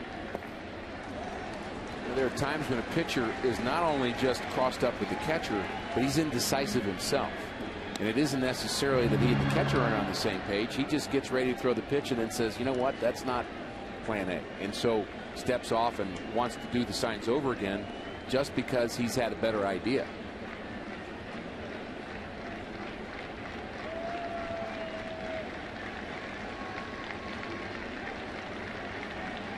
And Volquez is so frustrated right now with his catcher. I mean, look at that reaction, Rick.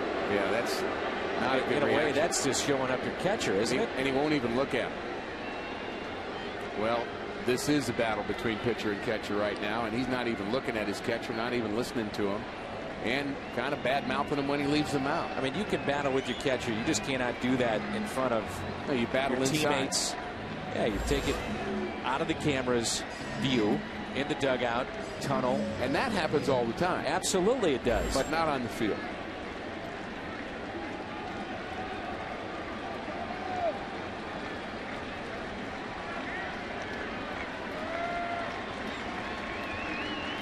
Here's a 2-2 pitch.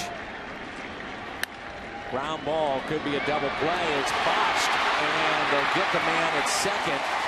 A run does score. And with that, it's now 3-0. And another guy for Volquez to not want to talk to. And this time it's the shortstop Cabrera.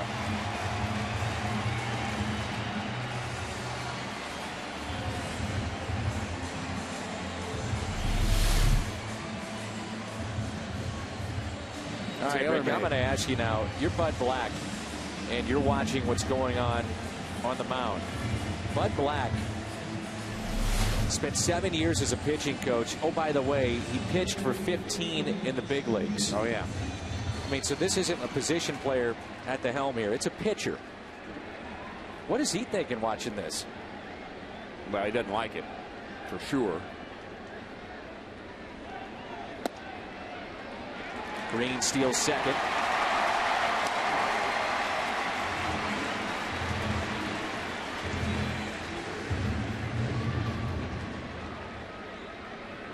Volquez snapped the ball when the throw came back from Baker, who wasn't able to throw down the second base. Now you've got a intentional walk situation.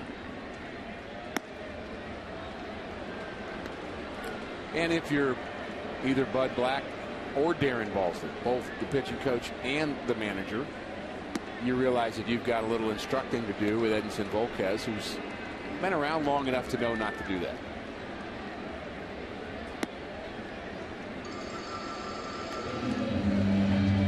Bud Black, back in 1985, was part of the Royals World Championship team. And from hurler to skipper, you have John Farrell with Toronto and the aforementioned Bud Black.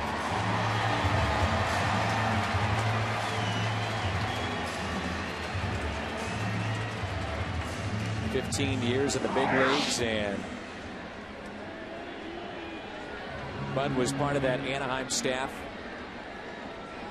Started with Mike Scioscia. Joe Madden was a part of that. Ron Renicky, the recently fired Mickey Hatcher. Bases loaded for Adam Wainwright. 3-run lead for St. Louis.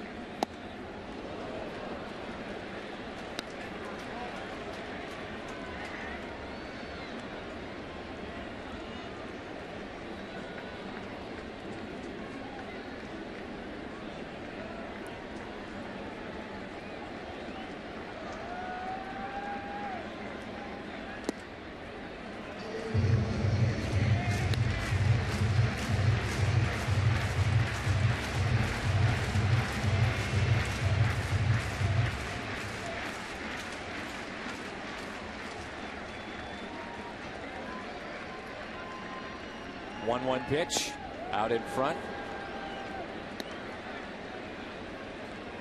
Well, last year, Volquez did not spend the full season with the Cincinnati Reds.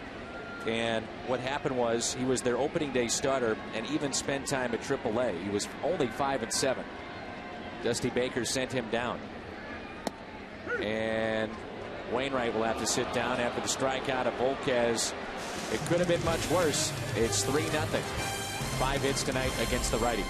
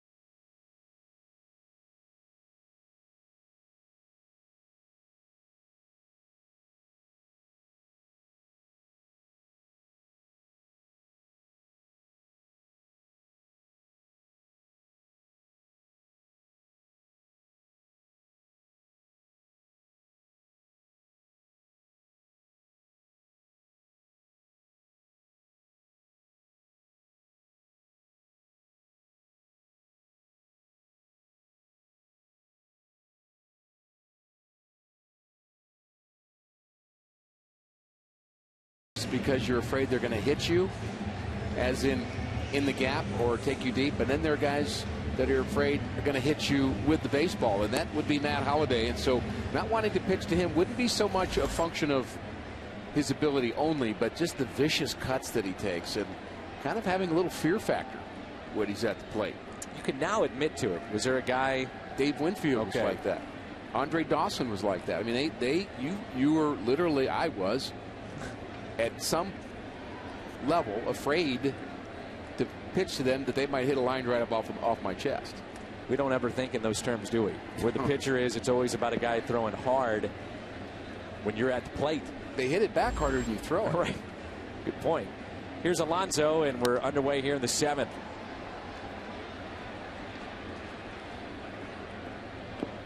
We saw the pitcher and catcher, Baker and Volquez. Those two couldn't get on the same page last inning.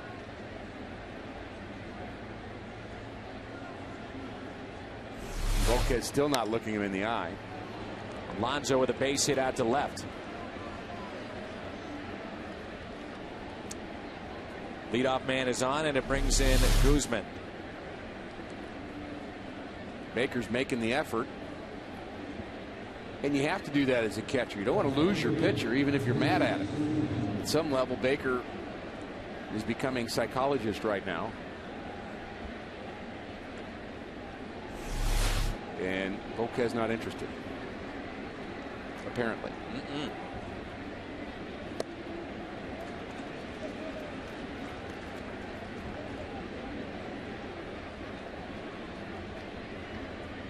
You mentioned him getting sent down by the Cincinnati Reds. Most of the reason he was sent down was because of him showing up teammates, according to Dusty Baker.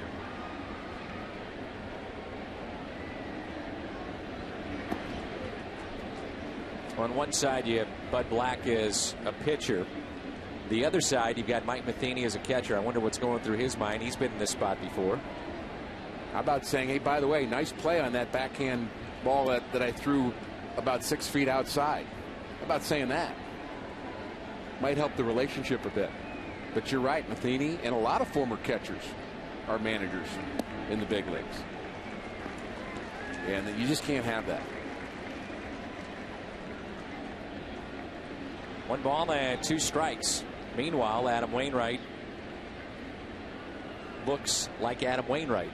You know, this is the kind of guy that we expect every 5th day to dominate, but still coming off the surgery. There's going to be lapses in that, but that has not been the case this evening. He's allowed 3 base hits. He picks up the strikeout. Pitch count only at 77. And that is now 7 strikeouts. Yeah, and a high percentage of strikes for Wainwright. And when you have that many strikeouts this deep into a game and your pitch count is low, that means you're being very efficient as you do it. Not a lot of 3-2 counts. 16 of 22 first pitch strikes. And Baker looks at a strike. It's worth repeating the walks that Adam had put together. Had walked a total of 7 in his first 6 starts. Then he had 9 in his last 10 innings of work. Much better tonight.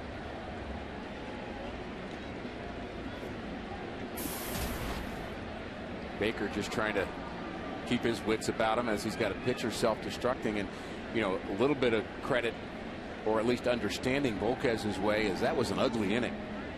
Baker didn't tag a player at the plate. He should have. Cardinals picked up 2 runs on 1 hit. He hit a batter in the foot, which is very frustrating from a pitcher's point of view. So yeah, the frustration meter is high, but don't take it out on your teammate.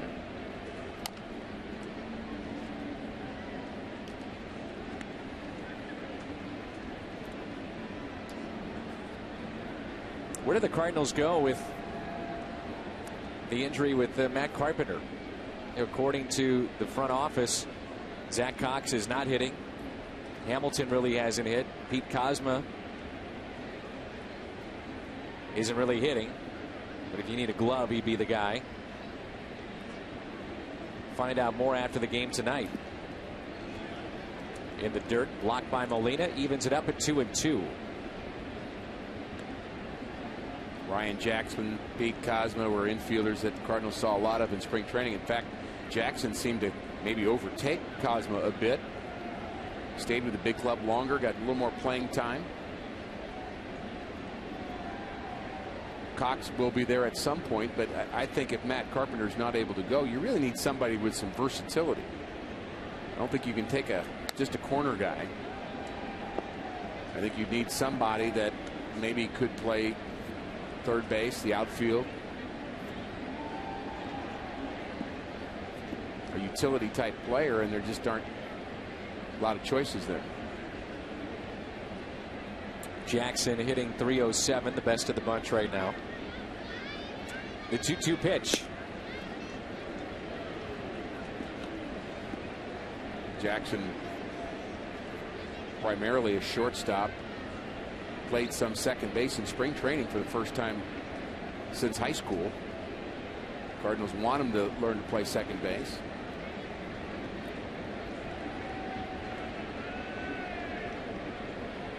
3-2 pitch. Tapped foul. And I say the versatility question, Dan, because the Cardinals have so many question marks, even about the guys who are healthy. Beltran in particular in right field.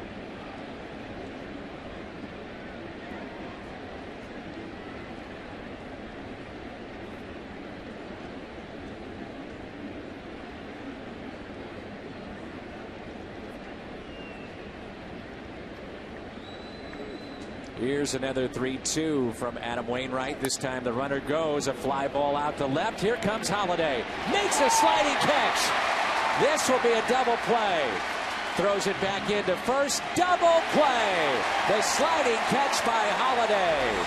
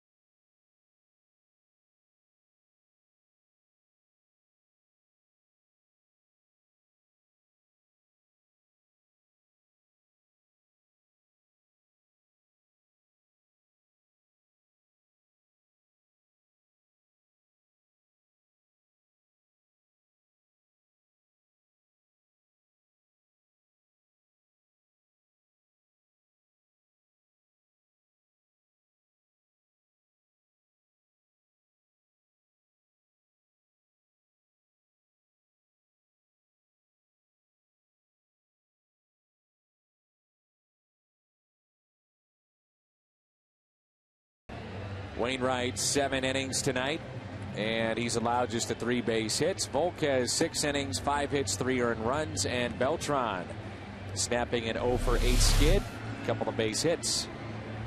Nice play by Matt Holliday, and once he makes that diving play, the base runner had already committed. That's Alonso to thinking that ball was going to be down. There's the sliding grab, takes it off the turf, and turns it into a double play. Chevy called to the pen, and it brings in a lefty, Alex Hinshaw.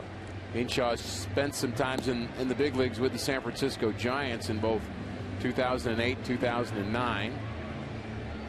29-year-old left-hander from San Diego State University. Will try to give his team a chance to win this ball game. The Padres have really struggled offensively. Cardinals picking up a couple of insurance runs in the 6th inning with just 1 hit. So Furcal, Descalzo, and Holliday against Hinshaw. Think about some of the little things that have happened in this game that has led to what could be a 3-run win tonight, maybe more, or maybe a situation where you look back the Padres' perspective and say, well, maybe this is why we are 16 and what could be 28 if they don't come back. They have not done little things tonight in this game. Little things matter, especially defensively. Just getting a tag down at home plate. Really, that's all you needed to do in the 6th inning, probably to keep all the Cardinal runs from scoring. At that point, Volquez had to pitch defensively. There's an intentional walk in the middle of that, which should have been 2. Allowed a run to score off the bat of Tyler Green. That's another one. Exactly.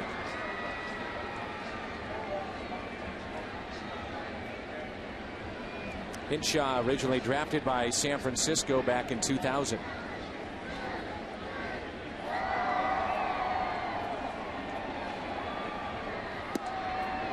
And that's a 4-pitch walk to Rafael Furcal.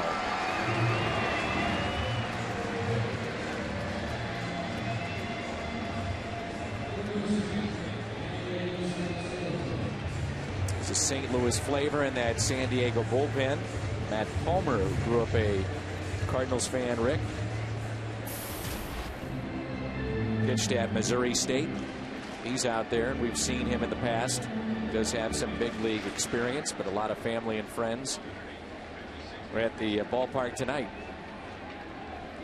Descalso was hit by a pitch, came around to score last inning. Showing bunt, takes a ball. It was fun to watch Cashner pitch out of that bullpen last night. I say fun because I didn't have to try to hit against him. 105 miles an hour. You just don't see that very much. Now some more conversation. They had Rizzo, and then after they got Alonso, they traded Rizzo then to Chicago, and that was part of the Cashner deal.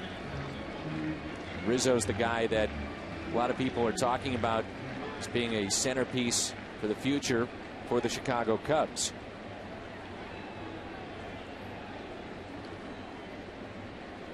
.1-0 pitch to Daniel Descalso. Runner goes, good jump, and a diving stop down at third. What a play by Perino. That is his third terrific play defensively at third, and he was at short last night. What a great play here. It looks like a hit and run, but kind of wish because of the result that Descalso didn't swing the bat, because Furcal had that base stolen big time. He had a huge jump on the left-hander. He probably could have stood up at second base. That was an outstanding play. He's been very good at third. Attendance tonight, 39,151, 39151. So Furcal is the runner at second base, and here's the man that Rick Horton would fear. Matt Holliday, base hit back in the 6th, and he is grounded out to second, grounded to short.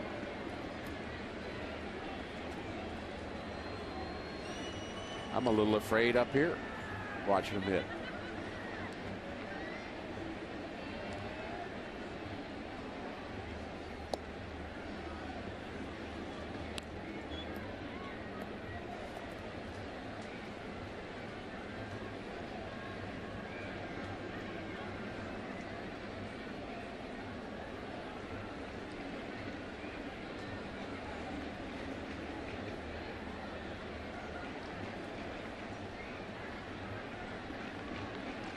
Holliday hits it out to deep right. This ball is trouble. It's off the wall. Furcal being waved in. Holliday into second. The throw to the plate is not in time. Holliday with a bullet off the wall in right.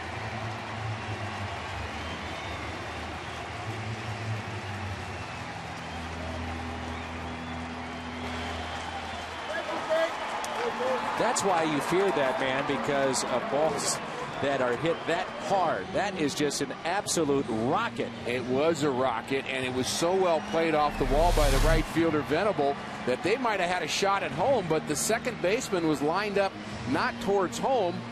He was lined up towards either second or third base or somewhere in between. Here's the ball coming off the wall, and Venable, strong throw, but it's not the shortest distance between 2 points. It's actually not a straight line, and a fairly close play at the plate. Had he been lined up at home, it might have been closer. It would have been closer.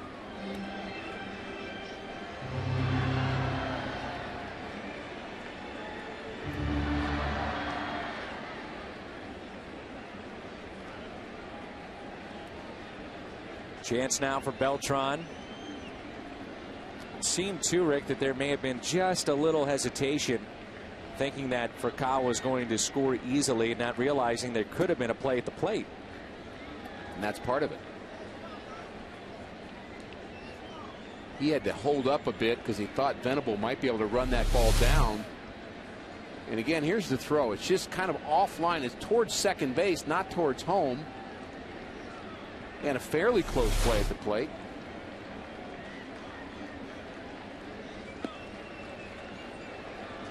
Interesting move here with Beltran at the plate. They'll walk him to get to Molina and set up the potential double play to get out of the inning.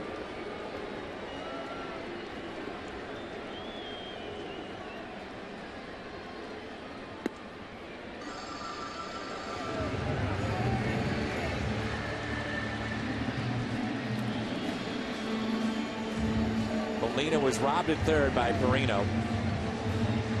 Bounced into a double play, and he also walked. Let's turn now to our Nissan drive of the game off the bat of Holiday.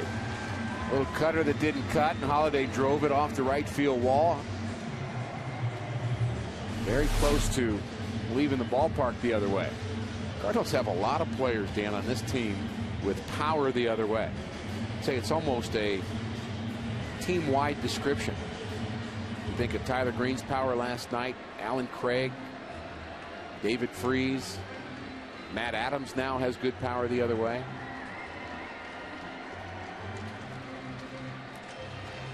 Baker having a word with our home plate umpire.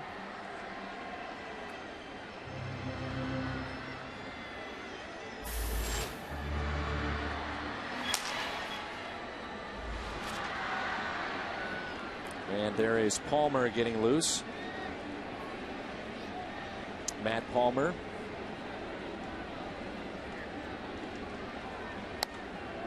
Watch out.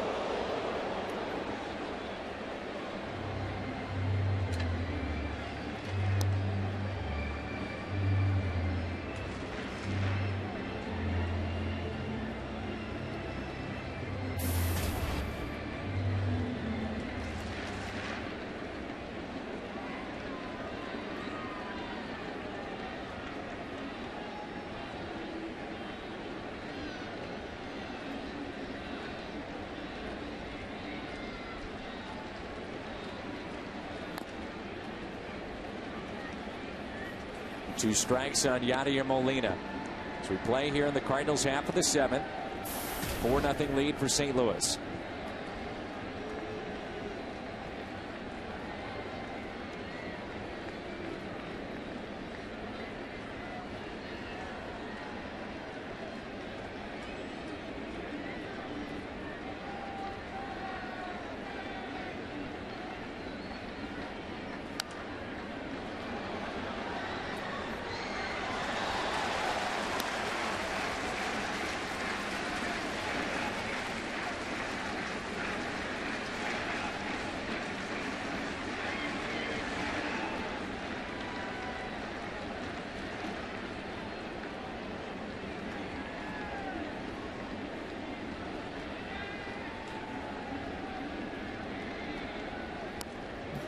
Good at bat here by Molina.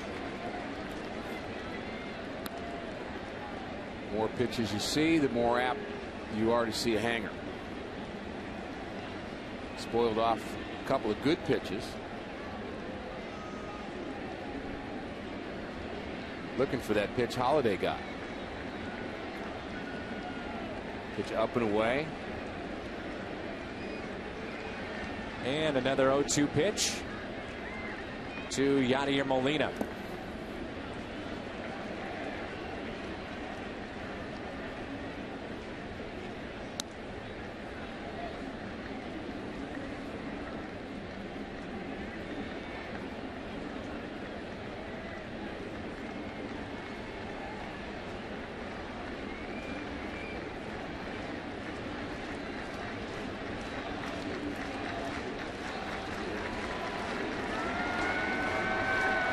Chance of Yachty here at the ballpark, and it's 2-2.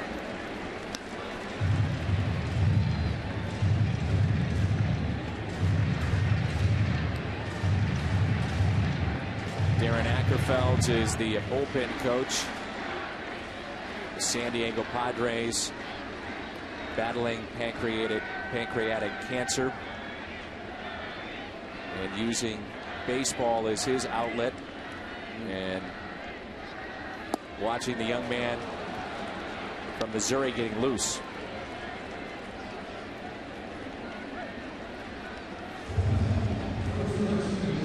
Brings in Matt Adams. Sunday, June 10th, kids ages 15 and younger can collect a lunch cooler bag. Compliments of Powerade and Shop and Save. Perfect way to kick off your summer. Get your tickets at Cardinals.com. Lots of good seats. The weekend against the Cleveland Indians. Chris Perez came into the game tonight to a standing ovation. The former closer here in St. Louis. Now closing for the Indians. And I bring that up because he was quite vocal over the weekend, questioning the Indians fans.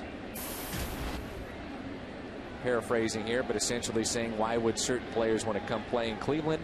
And the fans tonight gave him a standing O. Good for them. Here's a 1-0 pitch. Adams tonight, pair of walks, came up with the bases loaded and flied out to left. No RBI.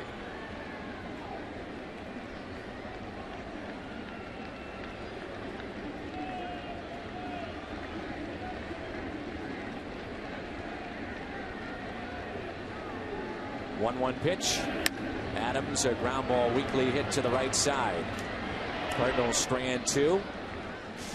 They add to their lead. It's a 4-0 lead for Mike Matheny and the Cardinals.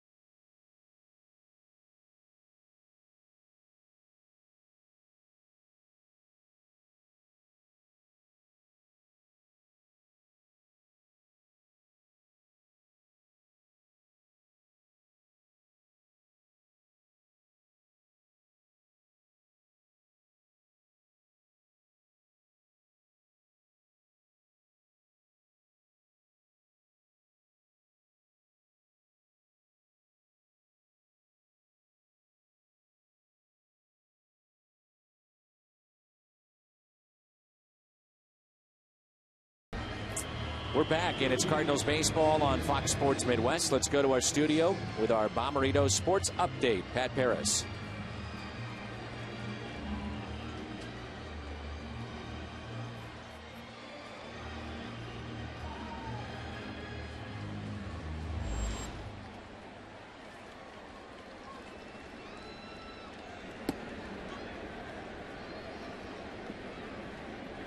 Thank you, Pat. Wainwright pitching into the 8th here. So the Cardinals, if they can hold on, they remain in first place, up by a half game over Cincinnati.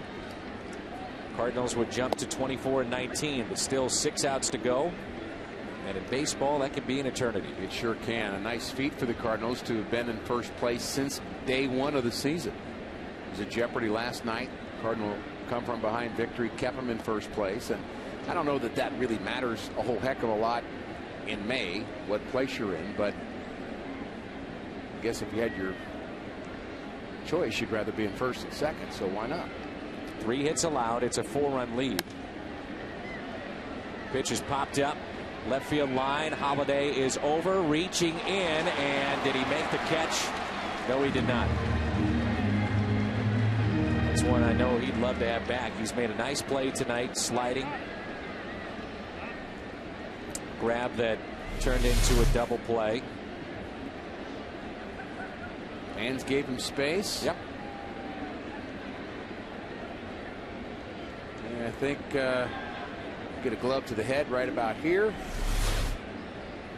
But you know, watching that play, I wonder if Mike Matheny and Greg Hauker are thinking, uh-oh, wall. I was. My left fielder, you bet. And if I am, I know they are. 2-2 pitch. See, when you have a play like that and you're a fan, now your cell phone, it's going to blow up. The text messages come in. The phone, hey, I saw you. Why didn't you grab it? You looked like you were scared. Didn't you help Holiday? How come he couldn't put his glove on your head? Where's Bartman? Part of the experience now. 2-2. Still talking about it.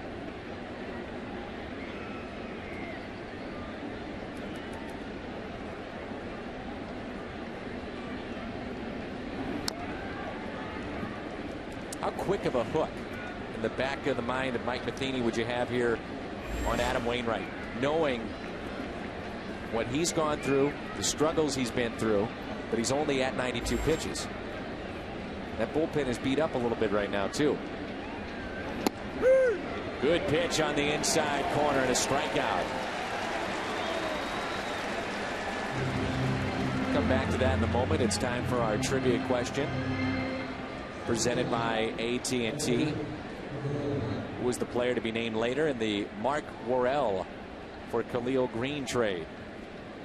AT&T trivia question. He's turned out to be a really good pitcher for San Diego, one the Cardinals would love to have back, and that's Luke Gregerson.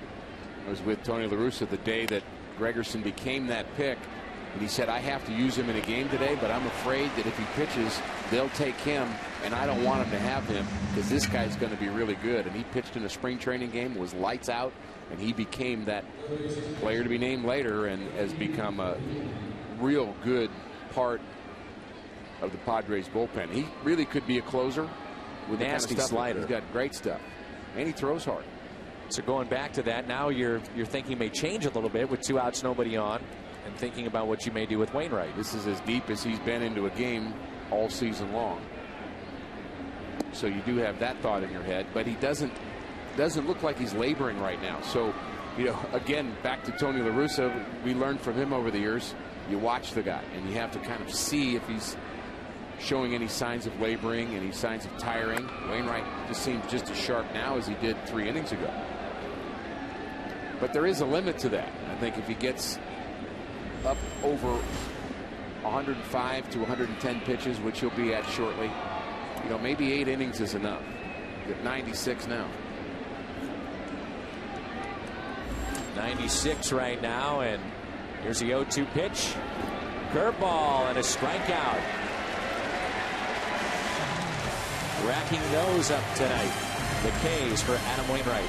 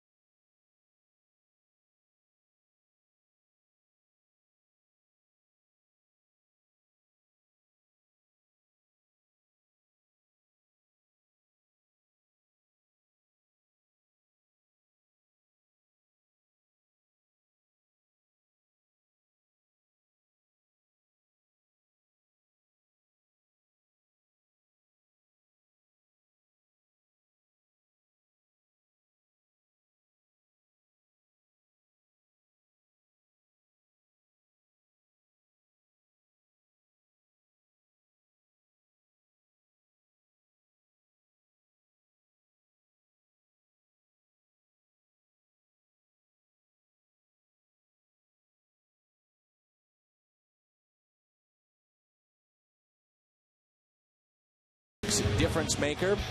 We turn it over to Ricky Horton and a look at the night for Adam Wainwright. 9 strikeouts for Wainwright, just 3 hits. He's been dominating. The curveball's been there, but so has the fastball. He's had good velocity, good control, really everything you want from Wainwright. And he had started to maybe go back a step, Dan, after taking 3 steps forward, and I think he just has taken 2 more steps forward with what he's done here tonight. Caruthersville native Matt Palmer takes over. Our Chevy Cole to the pin. That's part of Missouri, is about a 2.5 drive south of St. Louis. As James Russell is getting loose. And there's a strike at the knees to Tyler Green. Palmer grew up a Cardinals fan. As he was warming up, I was telling you how he attended several games. He had over 20 tickets out yesterday and even more tonight and tomorrow. Back in his home state as he pitched at Missouri State. It's pretty amazing, the players that have come out of Missouri State, and there's one with the Diamondbacks now. You had Bill Miller from DeSmet High School, who was a batting champion. You have Brian Howard, who's coming back from the Achilles heel injury with the Phillies. Palmer's on the mound. Pretty good baseball school. I'm impressed that he kicked in 20 tickets for a game. For a rookie to do that, there was a time where players actually got tickets to games, but they pay for them now. This copyrighted telecast is presented by the authority of the Cardinals. It may not be reproduced or retransmitted in any form, and the accounts and descriptions of this game may not be disseminated without the express written consent of the Cardinals. Now, you may think he's a rookie, but he has pitched sparingly in the big leagues. So he's got that veteran feel to him, Rick. Well, the feel and the wallet are 2 different things. He hasn't had enough time, really, has he?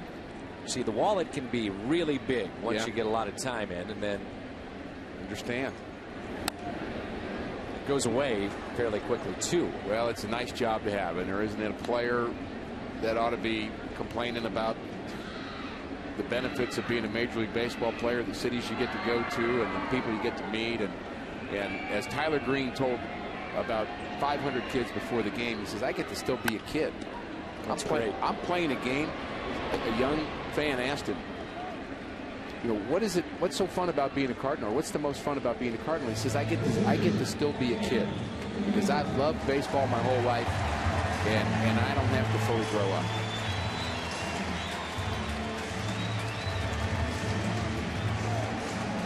Nice round of applause for Adam Wainwright. Palmer, he would have made this team out of spring, according to Bud Black, but he suffered a hamstring injury. He could start, spot start, long relief, setup. 13-7 over 5 big league seasons with San Francisco and the Angels, and now San Diego.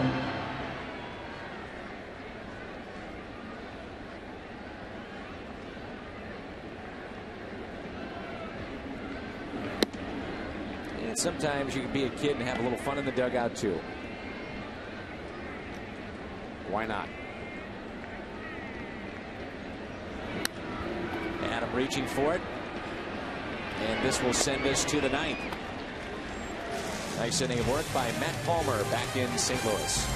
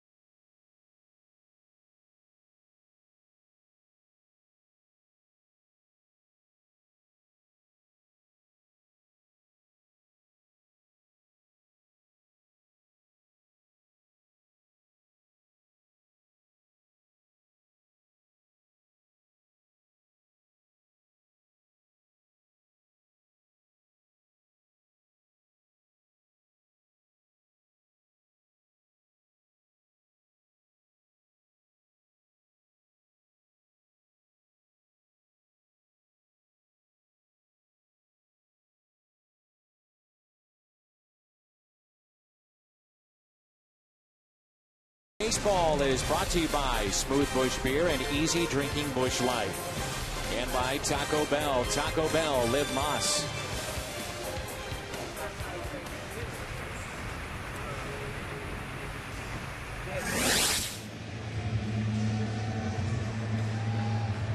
This is exactly what the Cardinals needed for both Wainwright, for the bullpen, and for this team. What they needed first is what they got last night with a come-from-behind victory and to get a little excitement going into Game 2. And happy to be home after a rough road trip. Dan, they lost 4 straight and a heartbreaker on Sunday in Los Angeles. And now Adam Wainwright being Adam Wainwright in Game 2 of this series. And it's amazing how your starting pitching can affect everything about the game.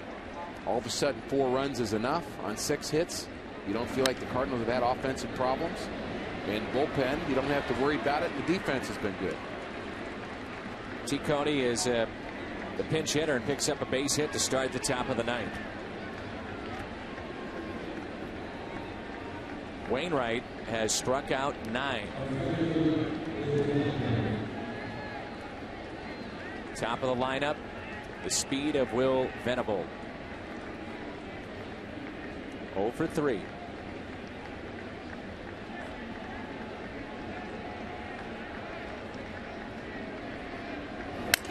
There's a ground ball. Adams spinning. Gets the lead man.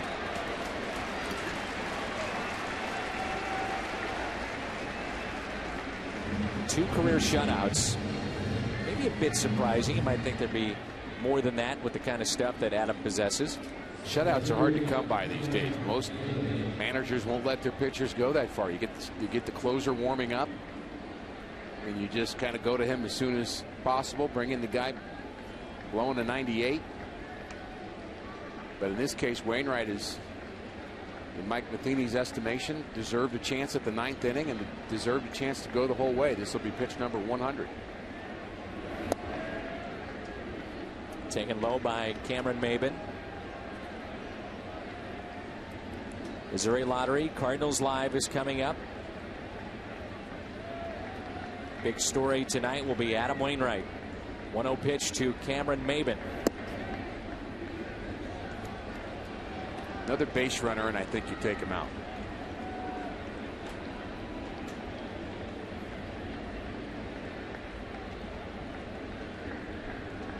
Mott is getting loose.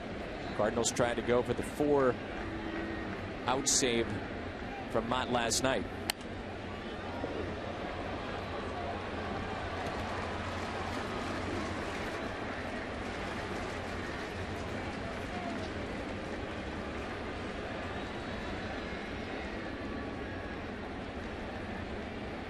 Two balls and 1 strike.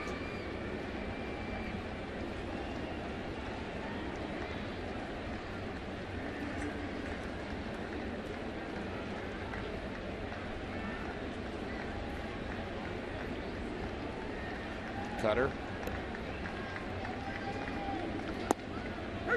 And a good one.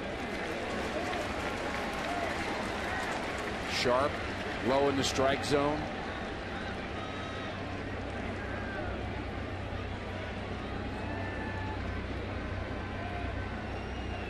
Maben will be very tough to double up.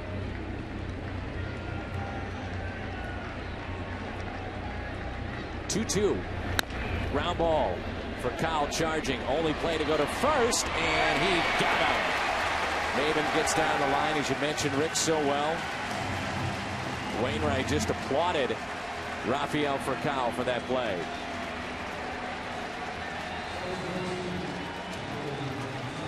Budweiser player of the game, no surprise here. Adam Wainwright 1 out away from going the distance. And I'm sure for Adam some emotions right now. No question. Fans understanding the moment and how much this means to Adam Wainwright in his recovery.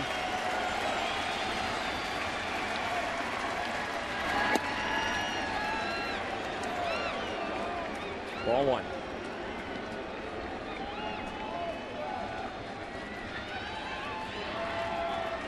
Wainwright is not a guy that likes to settle for average.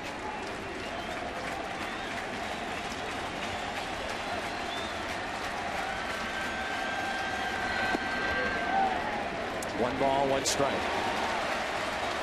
Alonso with a base hit to left. He struck out twice. This crowd, 39,000 plus, most of them on their feet.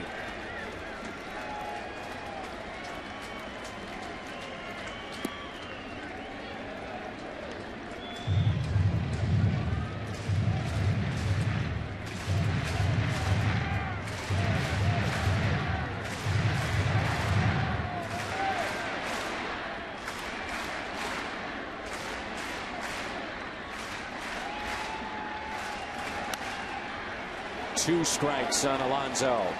Wainwright 1 strike away from going the distance.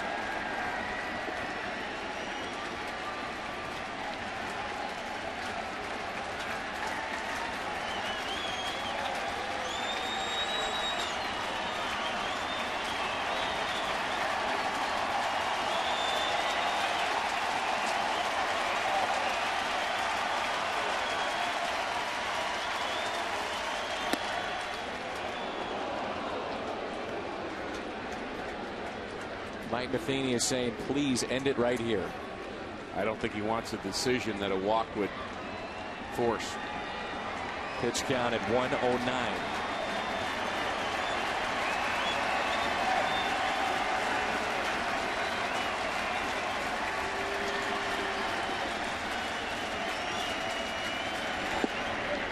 Walked him.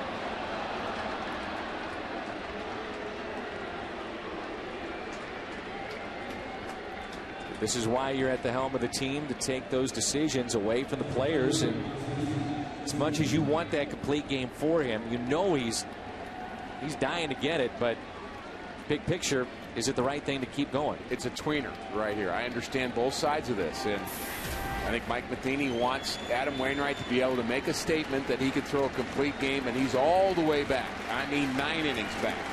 But it's a gamble. Guzman, ground ball to short. This should do it. A flip to second. Wainwright goes the distance. A 4-hit shutout for Adam Wainwright.